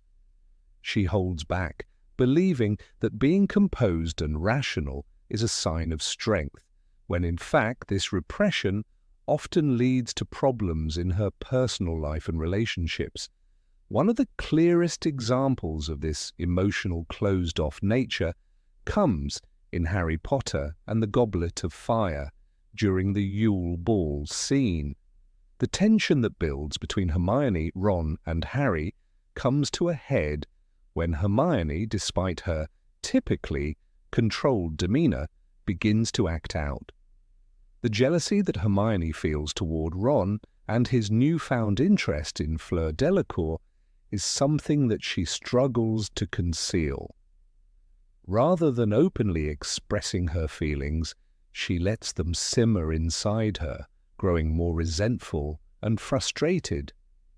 The unspoken jealousy finally erupts during the scene with the enchanted birds when Ron, unable to understand Hermione's feelings, is perplexed by her behavior. In this moment, Hermione's frustration with Ron becomes more than just a fleeting emotion. Her outburst is not just about the Yule Ball or her feelings toward Ron. It is the culmination of months of bottled-up emotions. The fact that Hermione hides her jealousy rather than confronting it head-on speaks volumes about her emotional repression. Instead of being open about her feelings, she tries to protect herself from vulnerability. This defense mechanism is rooted in a need to control how others see her, strong, independent, and unflappable. But this attempt at emotional control is in itself a sign of inner turmoil. The eruption of her jealousy through the birds is a manifestation of the emotional pressure that has been building inside her for some time, and it reveals her inability to express herself in a healthy, direct manner. Unlike Harry and Ron, who have a more open approach to expressing their feelings, Hermione often feels the need to suppress her emotions. Ron, despite his occasional clumsiness and lack of emotional insight, is often more upfront about his feelings. Harry, too, struggles with his emotions, but he is more willing to share his pain and fears with those close to him. This openness between the three friends is a key component of their bond. In contrast, Hermione's reluctance to share her emotional struggles with them creates a barrier. Even when Harry or Ron express concern for her, Hermione tends to brush them off, masking her inner conflict with a facade of control. This emotional distance makes her seem cold and unapproachable at times, even to those who care about her the most. Her emotional reserve is also evident in her relationship with Victor Krum in Harry Potter and the Goblet of Fire. Despite the depth of their relationship, Hermione never openly discusses her feelings toward him. She is emotionally closed off, not just to her friends but also to Victor, whom she claims to have a genuine affection for. When Ron teases her about Krum, Hermione reacts defensively, but never truly opens up about how she feels. Her response to Victor's letters and the way she carries herself during their brief relationship shows that she is afraid to show vulnerability, even when she is alone with Victor. Hermione's inability to express her feelings creates a sense of emotional detachment between them. This makes her character seem more like someone who prefers to hide behind her intellect rather than engage with the messy and unpredictable world of emotions. Hermione's emotional suppression becomes even more problematic in Harry Potter and the Half-Blood Prince. As the story intensifies and the stakes grow higher, Hermione becomes increasingly anxious about the state of the wizarding world. However, instead of sharing her concerns with Harry and Ron, she keeps them to herself, pushing them away when they try to engage her in conversation. This culminates in a particularly heartbreaking scene where she feels abandoned and angry after Ron and Lavender Brown's public display of affection. Her frustration is palpable, but instead of discussing it openly with Ron, she bottles it up until it overflows into her behavior, becoming an emotional wedge between them. The contrast between Ron's emotional openness and Hermione's inability to confront her feelings adds a layer of complexity to their relationship. Hermione's reaction is understandable. She is hurt and confused by Ron's actions, but her refusal to communicate only exacerbates the situation. In her attempts to suppress her emotions, Hermione also alienates herself from the people who care about her. Her emotional wall, while serving as a defense mechanism, prevents her from forging deeper, more meaningful connections with others. In Harry Potter and the Deathly Hallows, Hermione's journey takes her far from the comfort of Hogwarts, and as the trio faces greater danger, her emotional isolation becomes more evident. Despite the bond she shares with Harry and Ron, Hermione struggles to open up about the emotional burden she carries. She doesn't express her fears about the final battle or her worries about the fate of the wizarding world. Instead, she focuses on the practical, keeping herself busy with tasks and research. This intellectual approach helps her cope, but it also distances her from the emotional support that could help her through these dark times. Even when she does try to share her feelings, Hermione's emotional expressions are often masked by sarcasm or a biting comment. In Harry Potter and the Half-Blood Prince, when Ron begins dating Lavender, Hermione's jealousy manifests not in a direct confrontation but in passive-aggressive comments and sharp remarks. The deeper feelings that she is trying to suppress continue to emerge in these moments of frustration. Her sarcasm becomes a shield, protecting her from the vulnerability of expressing genuine emotion. This tendency to resort to sarcasm instead of direct emotional confrontation is a recurring theme in Hermione's character development. Her emotional journey, however, does show signs of evolution. As the series progresses, particularly in the final book, Hermione begins to allow herself to be more open about her feelings, especially toward Ron.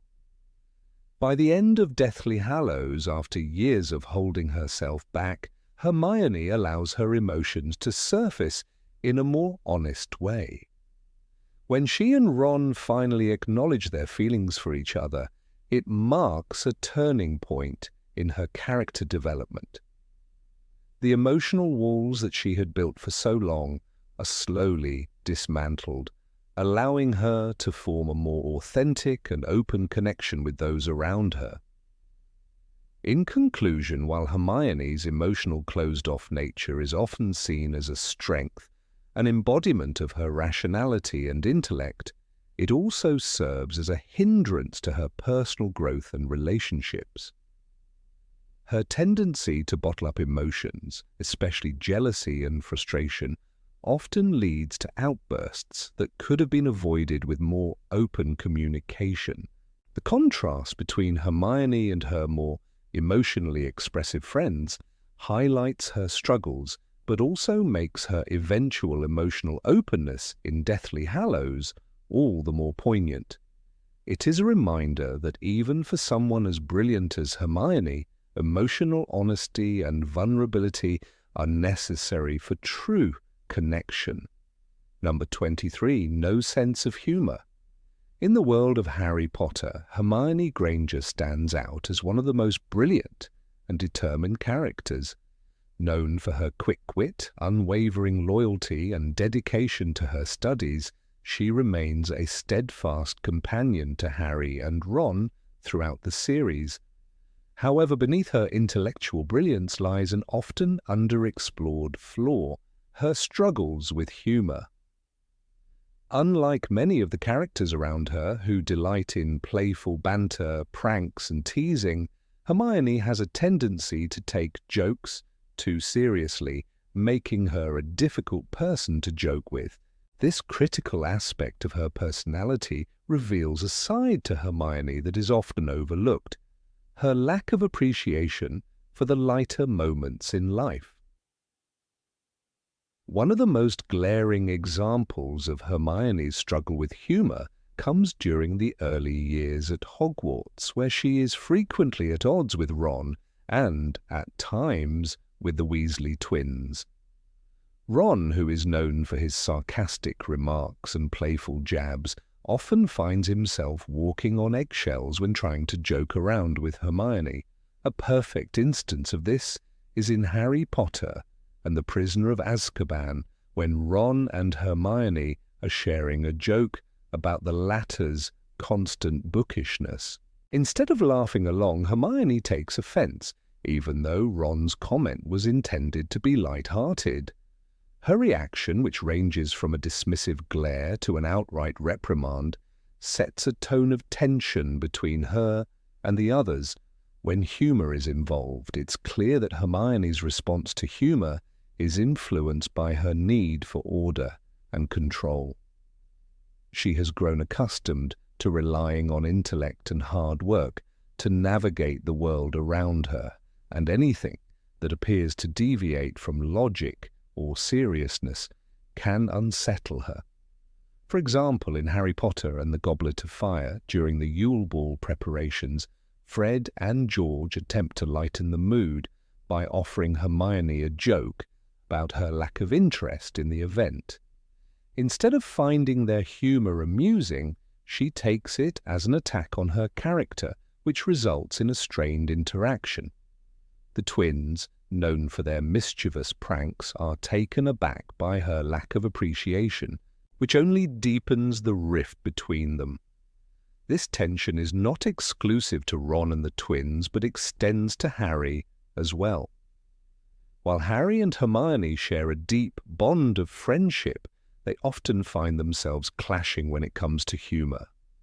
Harry, who has a more relaxed and easygoing personality compared to Hermione, enjoys the banter and joking moments that help to ease the otherwise tense situations they often find themselves in. Yet, Hermione's inability to laugh at these moments makes her seem out of place in the group dynamic. For example, when Harry and Ron make light of her obsession with academic excellence, she often takes offense, unwilling to see the humor behind their words. Instead of joining in the laughter, she feels misunderstood and frustrated, unable to engage in the light-hearted camaraderie that others take for granted.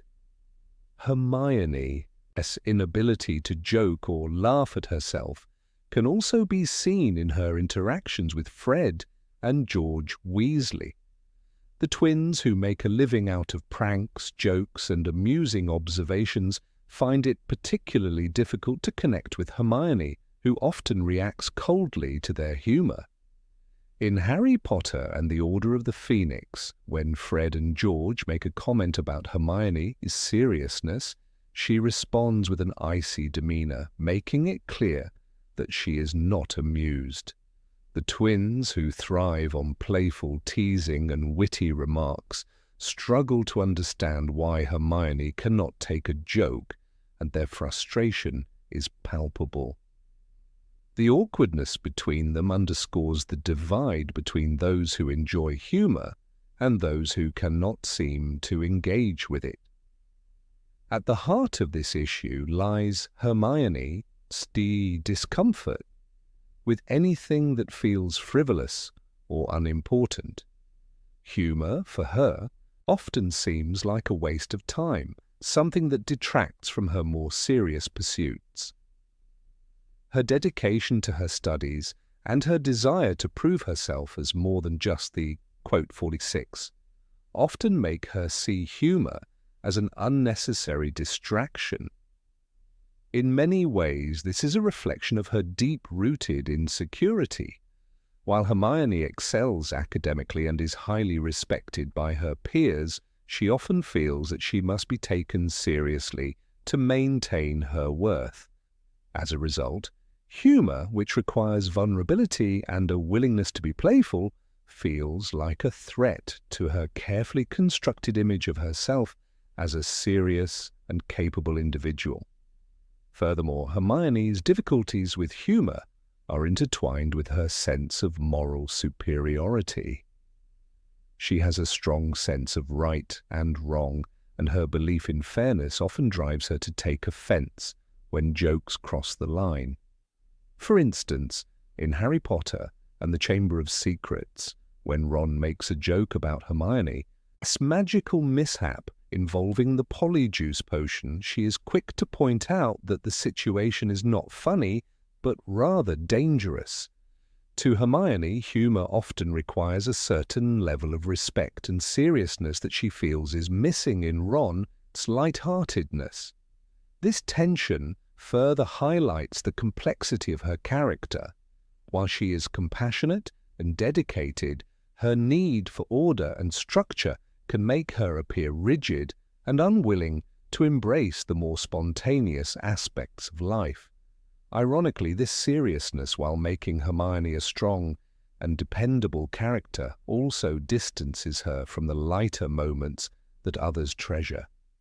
Her inability to laugh at the absurdities around her creates a barrier between herself and the others, especially in moments when humor is needed most.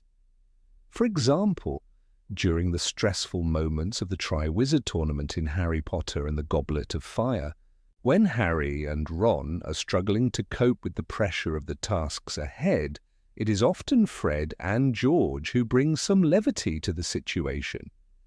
Yet Hermione, who is equally invested in helping Harry succeed, cannot join in the humor, instead focusing on the task at hand. While this makes her an admirable and determined friend, it also alienates her from the moments of joy that others find solace in. Hermione's difficulties with humor are also indicative of her broader struggle with the social dynamics at Hogwarts. As an outsider, due to her intellect and upbringing, she often feels disconnected from the more playful and carefree elements of school life. Her relationships with other students are frequently shaped by her sense of responsibility and her desire to be seen as more than just a bookworm. Humor, with its potential for mischief and chaos, threatens her carefully curated image of herself as someone who is always in control. This is particularly evident in her relationship with Ron, where their playful bickering often serves as a way for Ron to express his affection. Yet Hermione's inability to engage in this type of humor means that she frequently misses these subtle cues, which strains their friendship at times. As the series progresses, Hermione's attitude towards humor slowly evolves, though it remains a point of tension. By the time of Harry Potter and the Deathly Hallows, she is able to appreciate some of the humor around her, especially in moments of great danger or uncertainty. However, this evolution does not completely resolve the issue. While Hermione becomes more relaxed and willing to enjoy some lighter moments, her response to humor remains somewhat rigid, a testament to the deep-rooted nature of this aspect of her character. Her journey, in many ways, reflects the tension between intellect and emotion, control and spontaneity, an internal struggle that continues to shape her interactions with others. In conclusion, Hermione Granger's difficulties with humor highlight an important aspect of her character. Her constant struggle to balance intellect with emotional openness, while her dedication to her studies and her moral compass make her a powerful and admirable figure. Her inability to engage with humor in a relaxed way often leaves her isolated from the more playful aspects of life. Whether in her interactions with Ron, the Weasley twins, or even Harry, Hermione's serious demeanor often acts as a barrier to the kind of light-hearted camaraderie that others enjoy. This tension, though subtle, is a defining feature of her character and underscores the complexity of Hermione as a whole. Number 24. Misunderstood the spirit of the magical world. Hermione Granger, with her sharp intellect and dedication to her studies, is often hailed as one of the most brilliant students at Hogwarts School of Witchcraft and Wizardry. However, despite her undeniable academic success, there is a recurring theme throughout J.K. Rowling's Harry Potter series that reveals a side of Hermione that many fans overlook: her occasional inability to understand the very world she was part of. Despite her vast knowledge of spells, potions, and magical creatures, Hermione struggled to grasp the deeper cultural and social dynamics of the magical community. Her logical approach, which often served her well in the classroom, sometimes hindered her ability to truly appreciate the magical world's complexities. One of the most striking examples of Hermione's misstep in understanding magic and its nuances comes early in the series, during the time they spend at the Burrow in Harry Potter and the Chamber of Secrets. Hermione is appalled by the Weasleys' way of life. They are a family with little money, living in a home filled with quirky, magical mishaps. To Hermione, this seemed like chaos, something that needed fixing. She believed that the Weasleys could benefit from a bit more order, a little more as, quote, 50 cows in their lives. Her initial reaction was not one of understanding, but of judgment. Her attitude reflects her tendency to approach the magical world from a very Muggle-centric perspective. She couldn't quite grasp why someone would choose to live in what seemed like such disarray when magic could be used to organize and streamline everything. As the series progresses, this critical flaw becomes even more evident. A prime example of Hermione's lack of understanding of magical culture is her treatment of the house elves. Throughout the books, Hermione takes a very strong stance on behalf of the house elves, trying to push for their emancipation and better treatment. She famously starts SPW, the Society for the Promotion of Elfish Welfare, in Harry Potter and the Goblet of Fire.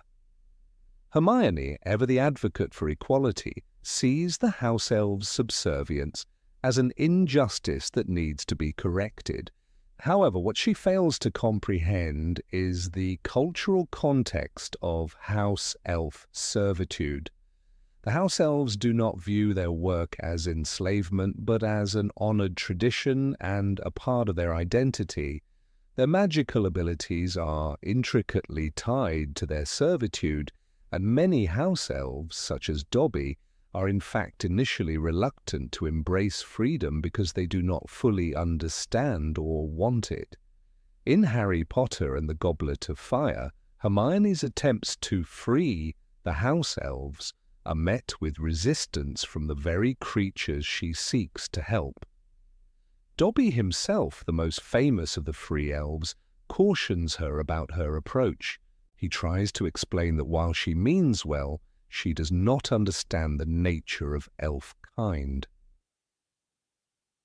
Her logical, human-centered perspective blinds her to the fact that house elves have a different understanding of freedom and service. Her constant push for house elf emancipation without fully appreciating the cultural traditions that underlie their role demonstrates a lack of understanding of the complex interplay between magical society and its magical creatures. Perhaps one of the most telling moments that illustrates Hermione's inability to grasp the spirit of the magical world occurs in Harry Potter and the Prisoner of Azkaban, when she tries to use logic to explain the time turner, an object that is central to the story's plot. Hermione uses the time turner to attend multiple classes simultaneously, managing to keep up with her studies despite the impossible schedule. While the time turner is, of course, a brilliant magical object, Hermione's use of it reveals her inclination to view the magical world solely through the lens of practicality and logic. She never once stops to consider the potential consequences of tampering with time, nor does she reflect on the underlying mystery and magic of the object itself. For Hermione, the time turner is simply a tool to help her meet her obligations, an efficient solution to a logistical problem. Her inability to see the magic behind the object is a metaphor for how she often fails to appreciate the wonder and mystery of the magical world. Her relationship with Harry and Ron also highlights how Hermione's rational mindset sometimes clashes with the more intuitive, emotional approach of her friends. While Harry and Ron embrace the unpredictability and chaos of the magical world, Hermione often tries to impose order and reason on situations that simply cannot be controlled. This is particularly evident during the trio's adventure in Harry Potter and the Philosopher's Stone, where they must solve a series of magical puzzles to prevent Professor Snape from getting the Philosopher's Stone. Hermione, with her unparalleled academic preparation, is the one who figures out the logic behind the puzzles, but it is Harry, relying on his instincts and intuition, who ultimately saves the day. Hermione's reliance on logic, while undoubtedly valuable, sometimes blinds her to the importance of instinct, courage, and the unknown elements that are so integral to the magical world. One of the more subtle ways Hermione demonstrates a misunderstanding of the magical world is in her approach to the magical creatures she encounters. She frequently views these creatures through the lens of human morality and logic. Take, for instance, her reaction to Hagrid's introduction of Buckbeak in Harry Potter and the Prisoner of Azkaban. While she is initially horrified by the creature's behavior, she fails to understand the magical nature of Buckbeak, pride, and the rules of magical creatures' behavior. She sees the world in terms of what is right or wrong and struggles to accept that magical creatures, much like wizards themselves, have their own codes of conduct that might not align with human expectations.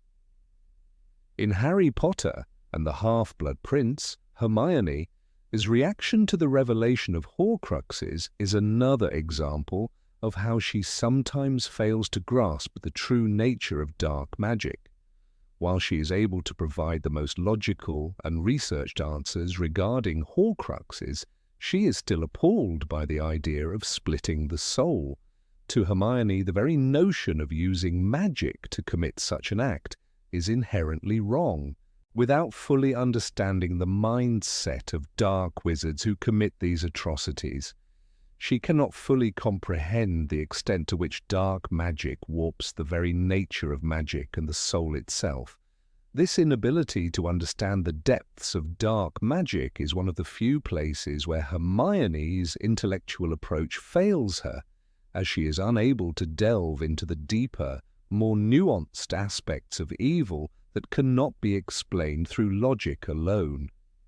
Her misunderstandings are also visible when it comes to relationships and emotions, especially when dealing with her own romantic feelings. While Hermione is an excellent student, she often struggles with the more emotional and intuitive aspects of life. Her relationship with Ron, for example, is frequently marked by confusion and miscommunication.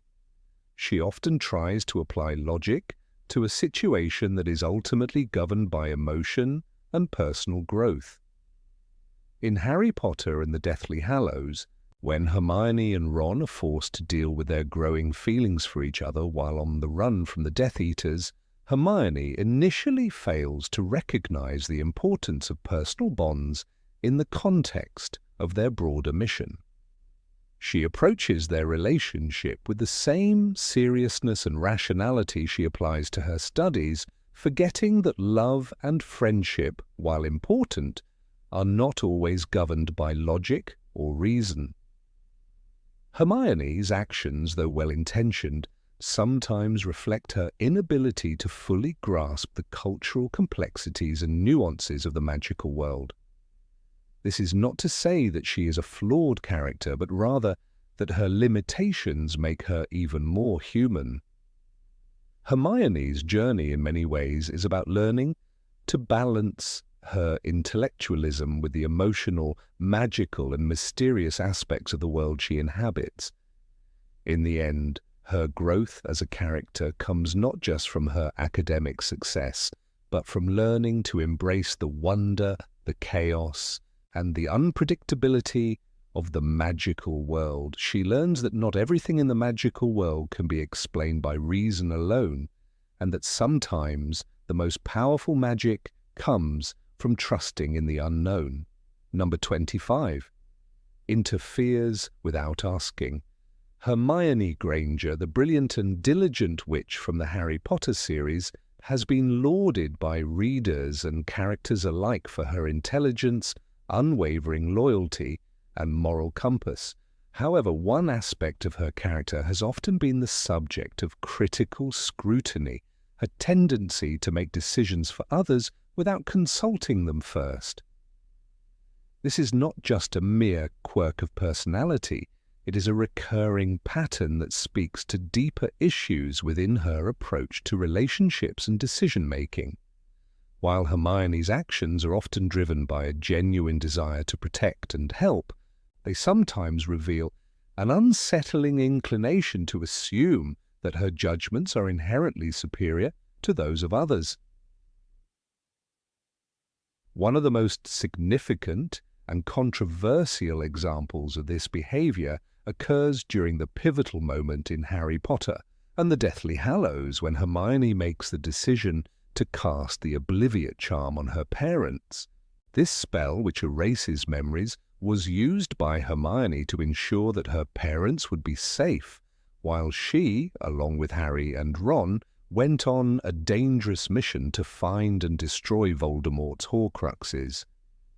At the time, Hermione believed that this would be the best course of action, as it would protect her parents from any harm that might come their way as a result of her involvement in the war. She wipes their memories of her entirely, sending them off to Australia with no recollection of their daughter or their lives together. While this decision was undoubtedly made with the best of intentions, the sheer unilateral nature of it raises serious ethical concerns. Hermione, acting alone, decided what was best for her parents without giving them any say in the matter. The act of erasing their memories removed not only their knowledge of the war, but also any opportunity they had to understand the depth of their daughter's involvement in the conflict. Her parents, who had always been portrayed as loving and supportive figures, were essentially robbed of their agency. The decision to remove their memories strips them of their autonomy, reducing them to mere pawns in Hermione's quest to protect them. This lack of consultation with her parents is especially striking given how much Hermione values personal choice and free will throughout the series. She is quick to stand up for others, often championing the rights of house elves, muggleborns, and other marginalized groups. Yet when it comes to her own family, she feels justified in making a decision that would permanently alter their lives without their consent.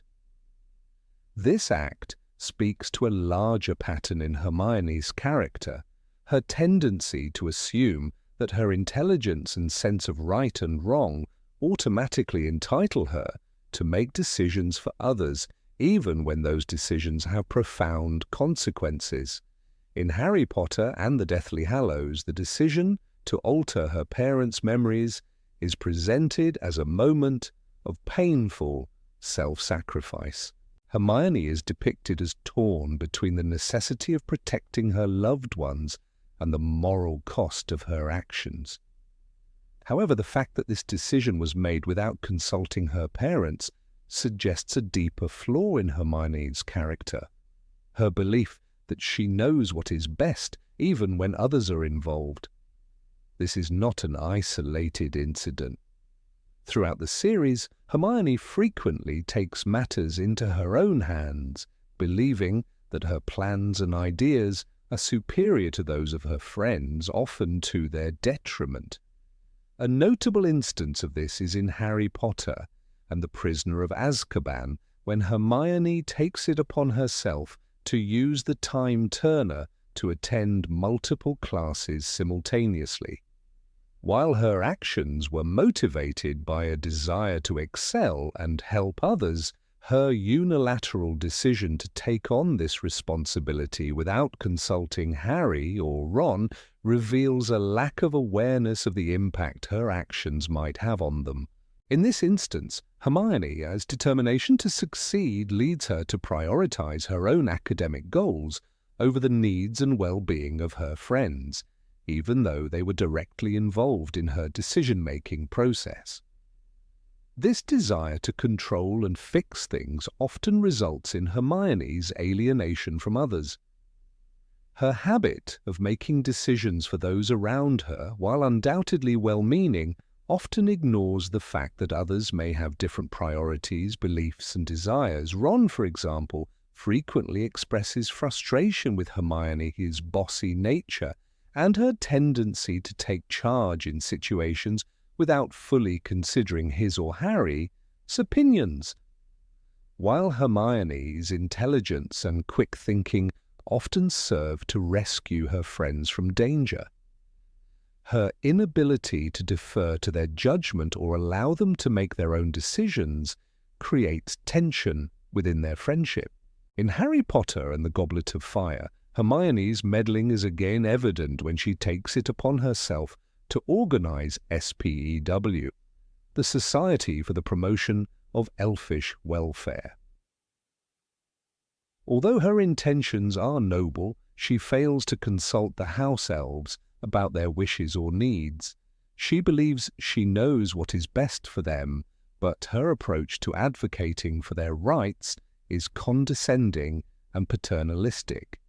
She expects the house elves to be grateful for her intervention, but her insistence on making decisions for them without asking for their input is, in some ways, a mirror image of her treatment of her parents. Just as she takes it upon herself to protect her parents by erasing their memories, she assumes that the house elves will automatically benefit from her advocacy, even though they have no interest in her campaign. Hermione's need to act without consulting others is a reflection of her underlying belief in the righteousness of her actions. She is often so certain that her way is the best way that she overlooks the possibility that others might have valid perspectives or desires that differ from her own.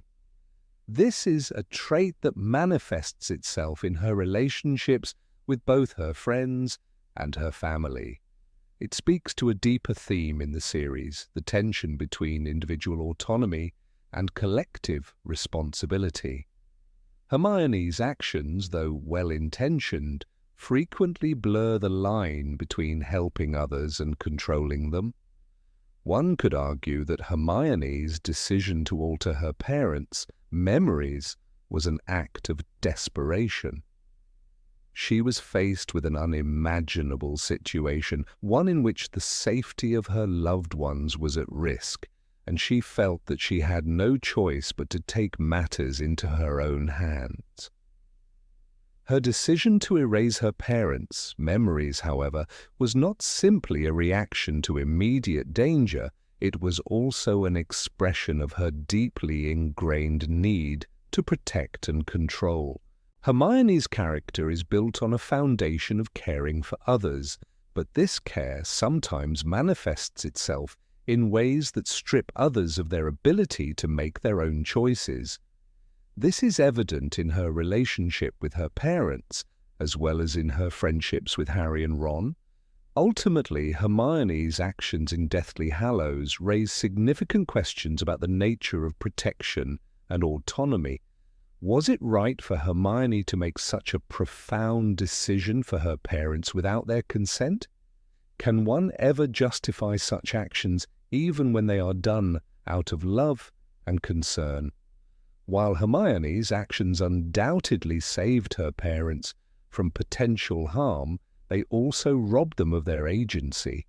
In the end, Hermione's intervention in her parents' lives, though made with the best intentions, demonstrates how at times her need to protect others can override their own rights to make decisions about their lives.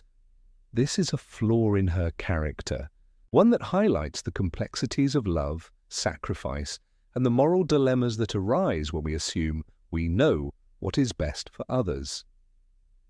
Number 26. Undermines Ron's initiative.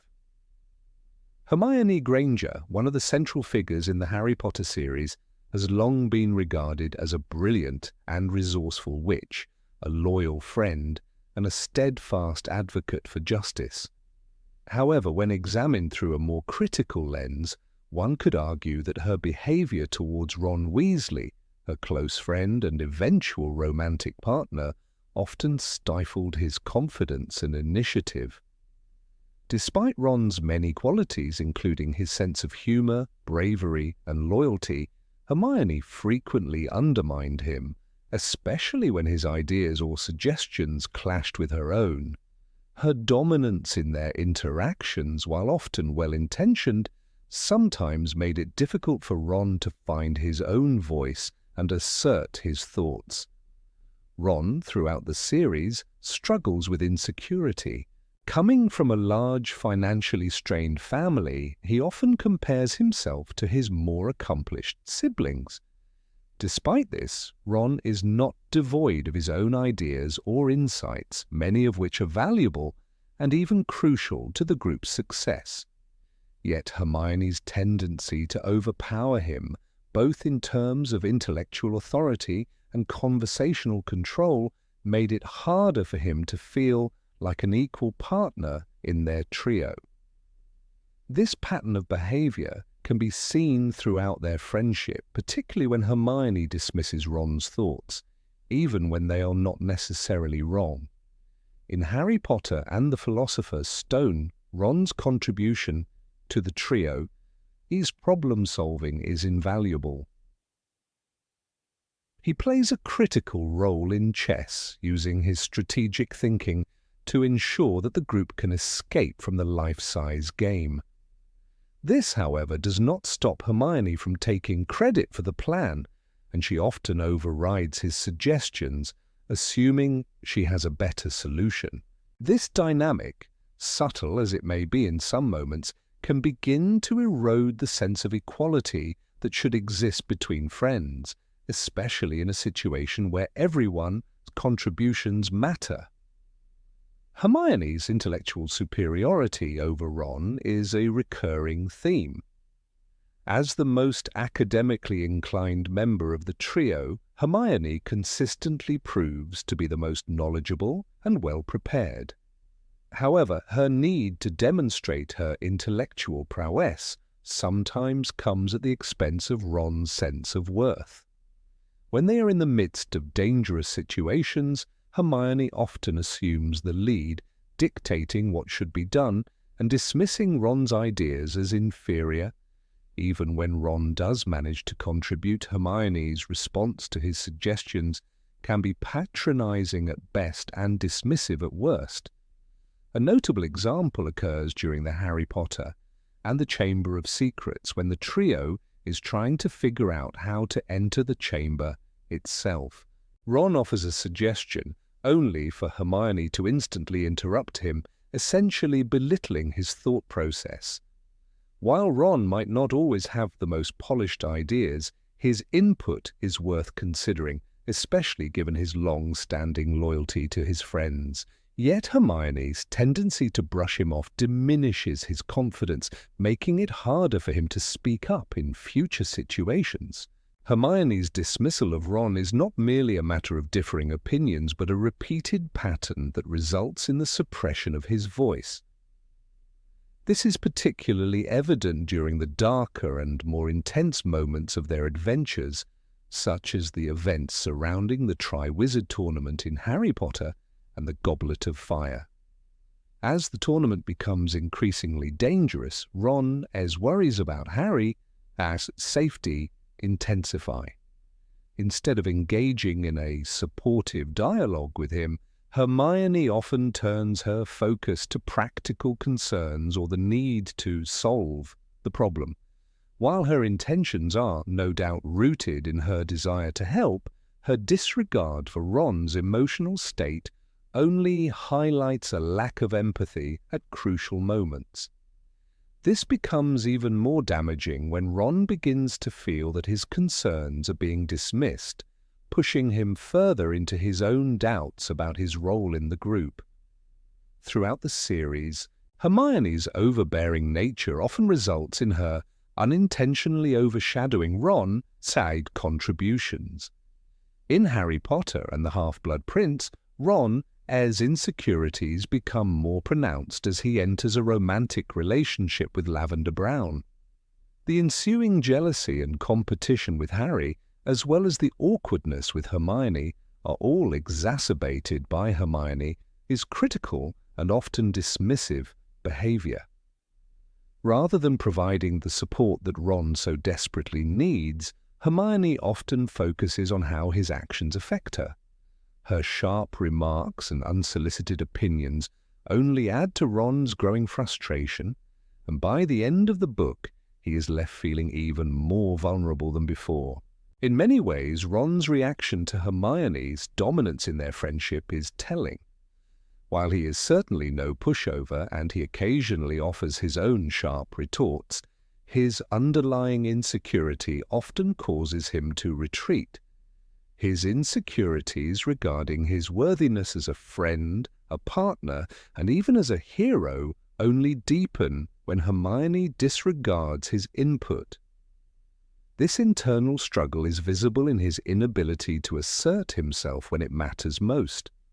Even in situations where Ron is right, he often lets Hermione take the lead because he has come to expect that his thoughts and ideas will not be valued. The most striking consequence of this dynamic is the way it affects Ron's self-perception. In Harry Potter and the Deathly Hallows, during the most pivotal moments of the story, Ron's growing frustration with being in Harry and Hermione shadows culminates in his temporary departure from the group. While it is clear that his decision to leave is not entirely about Hermione's dominance, it is impossible to ignore the impact that their constant bickering and her tendency to overshadow him had on his state of mind. His actions at that point can be seen as a reaction to the constant suppression of his ideas and feelings. Ron needs to believe that his thoughts are just as valid as Hermione's, but the ongoing pattern of Hermione's dismissiveness only reinforces his belief that he is less important in the eyes of his friends.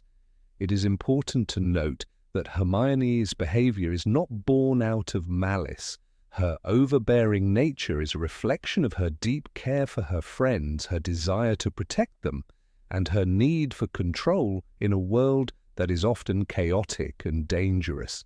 However, while Hermione's intentions are often noble, the impact of her behavior is not always positive.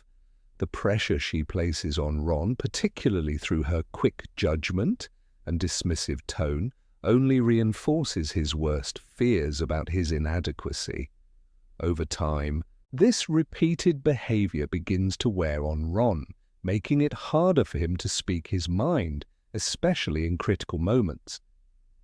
The series ultimately depicts Ron's growth as he learns to assert himself, particularly in the final book, when he returns to the group after his temporary departure. Through his journey, Ron is able to reclaim his sense of self-worth, a process that is greatly aided by the support of Harry and, in many ways, Hermione. Despite her earlier missteps, Hermione does play a role in helping Ron rediscover his confidence, albeit indirectly. Their friendship, while sometimes strained, becomes a testament to the strength of their bond, and Ron's eventual ability to step out of Hermione's shadow marks a turning point in their relationship. Ron and Hermione's friendship and eventual romance are central to the Harry Potter series, but their dynamic is not without its flaws. While Hermione's brilliance and drive are qualities that contribute significantly to the success of their mission, her tendency to dismiss Ron's thoughts and ideas often silences his voice and undermines his confidence. This pattern, though understandable in light of her character traits, does not come without consequences. Ron's personal growth throughout the series, in part, involves him learning to assert himself and demand respect for his thoughts, even in the face of Hermione's strong-willed nature. It is only by learning to work together as equals that their friendship and, later, their relationship can truly flourish. Number 27. Emotionally blind to Harry's pain. Hermione Granger, despite being one of Harry Potter's closest friends, often showed a limited understanding of his emotional needs. Their relationship, built on years of shared experiences and camaraderie, had a solid foundation. Yet, there were moments when it seemed that Hermione, for all her intelligence and loyalty, struggled to grasp the depth of Harry's internal struggles. The fifth book, Harry Potter and the Order of the Phoenix, serves as a prime example of this disconnect, illustrating how Hermione's focus on academic discipline and rule-following sometimes overshadowed her ability to be emotionally available for Harry. During this period, Harry was under immense psychological pressure. He was haunted by visions of Lord Voldemort's return, plagued by the burden of the prophecy, and isolated from the wizarding world, which had grown increasingly indifferent to the threat. The weight of the past and the isolation he felt were compounded by his ongoing nightmares and vivid dreams, which left him exhausted and emotionally fragile. Yet when it came to his emotional turmoil, Hermione's reactions were more practical than empathetic. She was, after all, the quintessential rule follower, always looking for ways to organize and systematize problems, no matter how emotional they may be. One of the clearest instances of Hermione's failure to recognize Harry's emotional state comes when he is struggling with his internal battles in Order of the Phoenix. Harry is having trouble dealing with the overwhelming sense of loneliness and anxiety, yet Hermione, his primary concern, is with his homework and schoolwork. She continues to push him to complete assignments, showing little understanding of the toll his emotional exhaustion is taking on him. In one memorable scene, when Harry is overwhelmed by the weight of everything happening around him, Hermione chastises him for not keeping up with his studies. She was quick to point out his failures in the academic realm, but she didn't truly see the silent struggles he was facing within. Harry, in contrast, did not need Hermione's reminders about homework. What he craved was a friend who would simply listen, someone who would reassure him that he was not alone in the midst of his internal storm. But Hermione, who had always relied on logic and structure, failed to recognize that sometimes Harry just needed emotional comfort. She had her strengths, of course. She was fiercely loyal, incredibly intelligent, and had a strong sense of justice. But her inability to recognize Harry's emotional distress was, at times, a shortcoming. She was not the kind of friend who could always offer him the comforting embrace that he so desperately needed, the kind of friend who could hold his hand and simply say, "You're not alone in this." This issue becomes even more apparent when considering Hermione's reactions to the traumatic events surrounding Harry's experience with the Department of Mysteries. Harry was thrust into a life-threatening situation, losing Sirius Black in the process. This was a pivotal moment in Harry's emotional journey, as he lost one of the few parental figures he had left. While Hermione was devastated by the loss as well, she still managed to focus on the more practical aspects of their situation, such as dealing with the Ministry of Magic's reaction and making sure Harry adhered to the rules. It was a crucial moment where Harry needed his friends to provide emotional support and comfort. Yet Hermione was caught up in the idea of pushing forward with plans and practical solutions when what Harry truly needed was the space to grieve and process his emotions. In fact, one of Hermione's most significant strengths, her determination to organize and structure everything, also contributed to her inability to offer Harry the kind of emotional support he needed. When Harry was reeling from the trauma of Sirius's death, Hermione, ever the planner, immediately began thinking about how they could continue the fight against Voldemort. While her drive was admirable, it also highlighted a key difference between her and Harry. Harry, deeply affected by the loss, wasn't ready to jump back into action. He needed time, space, and emotional healing. But Hermione, always with her eyes fixed on the next step, failed to see that Harry's emotional state needed more than just practical solutions. It needed understanding and patience. This misalignment in emotional understanding between Harry and Hermione reaches its peak in the way they interact when it comes to the issue of the DA, Dumbledore's army. While Hermione was enthusiastic about organizing the group and helping Harry prepare them for the fight against the dark arts, she did not always recognize the psychological strain it placed on him. In some ways, her relentless focus on keeping things organized, on making sure every detail was accounted for, served as a distraction from the emotional turmoil Harry was facing. Hermione believed that getting more people involved in the resistance effort would help, but Harry's involvement in the DA was as much about his need to feel in control of his own fate as it was about fighting Voldemort. For Harry, the DA represented a desperate attempt to find meaning and purpose, but it also took a heavy emotional toll on him. Hermione, as much as she cared for him, didn't always see this side of things. Another aspect of Hermione's inability to connect with Harry's emotional world was her tendency to intellectualize everything.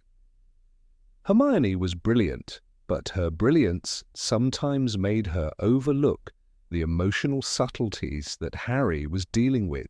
For instance, when Harry found himself alienated from the wizarding community due to the Ministry's refusal to believe in Voldemort's return, Hermione's instinct was to look for ways to prove the truth with logic and facts. While she was right to try to find the truth, she didn't always appreciate that Harry, too, was struggling with feelings of betrayal, rejection, and loneliness. For Hermione, the solution often lay in finding the right argument or proving a point, but Harry was too emotionally bruised to care about rational debates. He just wanted to be understood, not lectured. It's also important to note that Hermione's lack of emotional insight wasn't limited to Harry's struggles. She often failed to fully understand the emotional depth of other characters as well, as seen with Ron Weasley. Though Hermione cared deeply for both Harry and Ron, she sometimes came across as dismissive of their emotional needs. Her dedication to her studies and her desire to help others often led her to focus on external factors rather than offering the kind of emotional connection that was sometimes required. While she was quick to notice others' actions and provide intellectual solutions, she often missed the cues that signaled a deeper emotional need. Despite all this, it is important to remember that Hermione was a product of her upbringing. She was raised in a Muggle household where intelligence and hard work were highly valued, but emotional depth may not have been as readily fostered. Her emotional disconnect wasn't due to a lack of caring or love for her friends. In fact, she loved them deeply. It was simply that Hermione had a different way of processing emotions, one that was more aligned with practicality than with empathy. She was a brilliant problem solver, but when it came to emotional problems, she often struggled to offer the kind of support that Harry and Ron truly needed. In the end, Hermione's relationship with Harry reveals the complexities of friendship. While she may not have always been the emotional anchor that Harry needed, she was still a loyal and invaluable friend. She may have missed the mark at times, but her efforts were never driven by malice. She wanted to help, but her approach was often misaligned with Harry's emotional state. Their friendship, though, endured through these moments, demonstrating the resilience of their bond and the way that friends can help each other grow, even when they don't always understand each other's pain.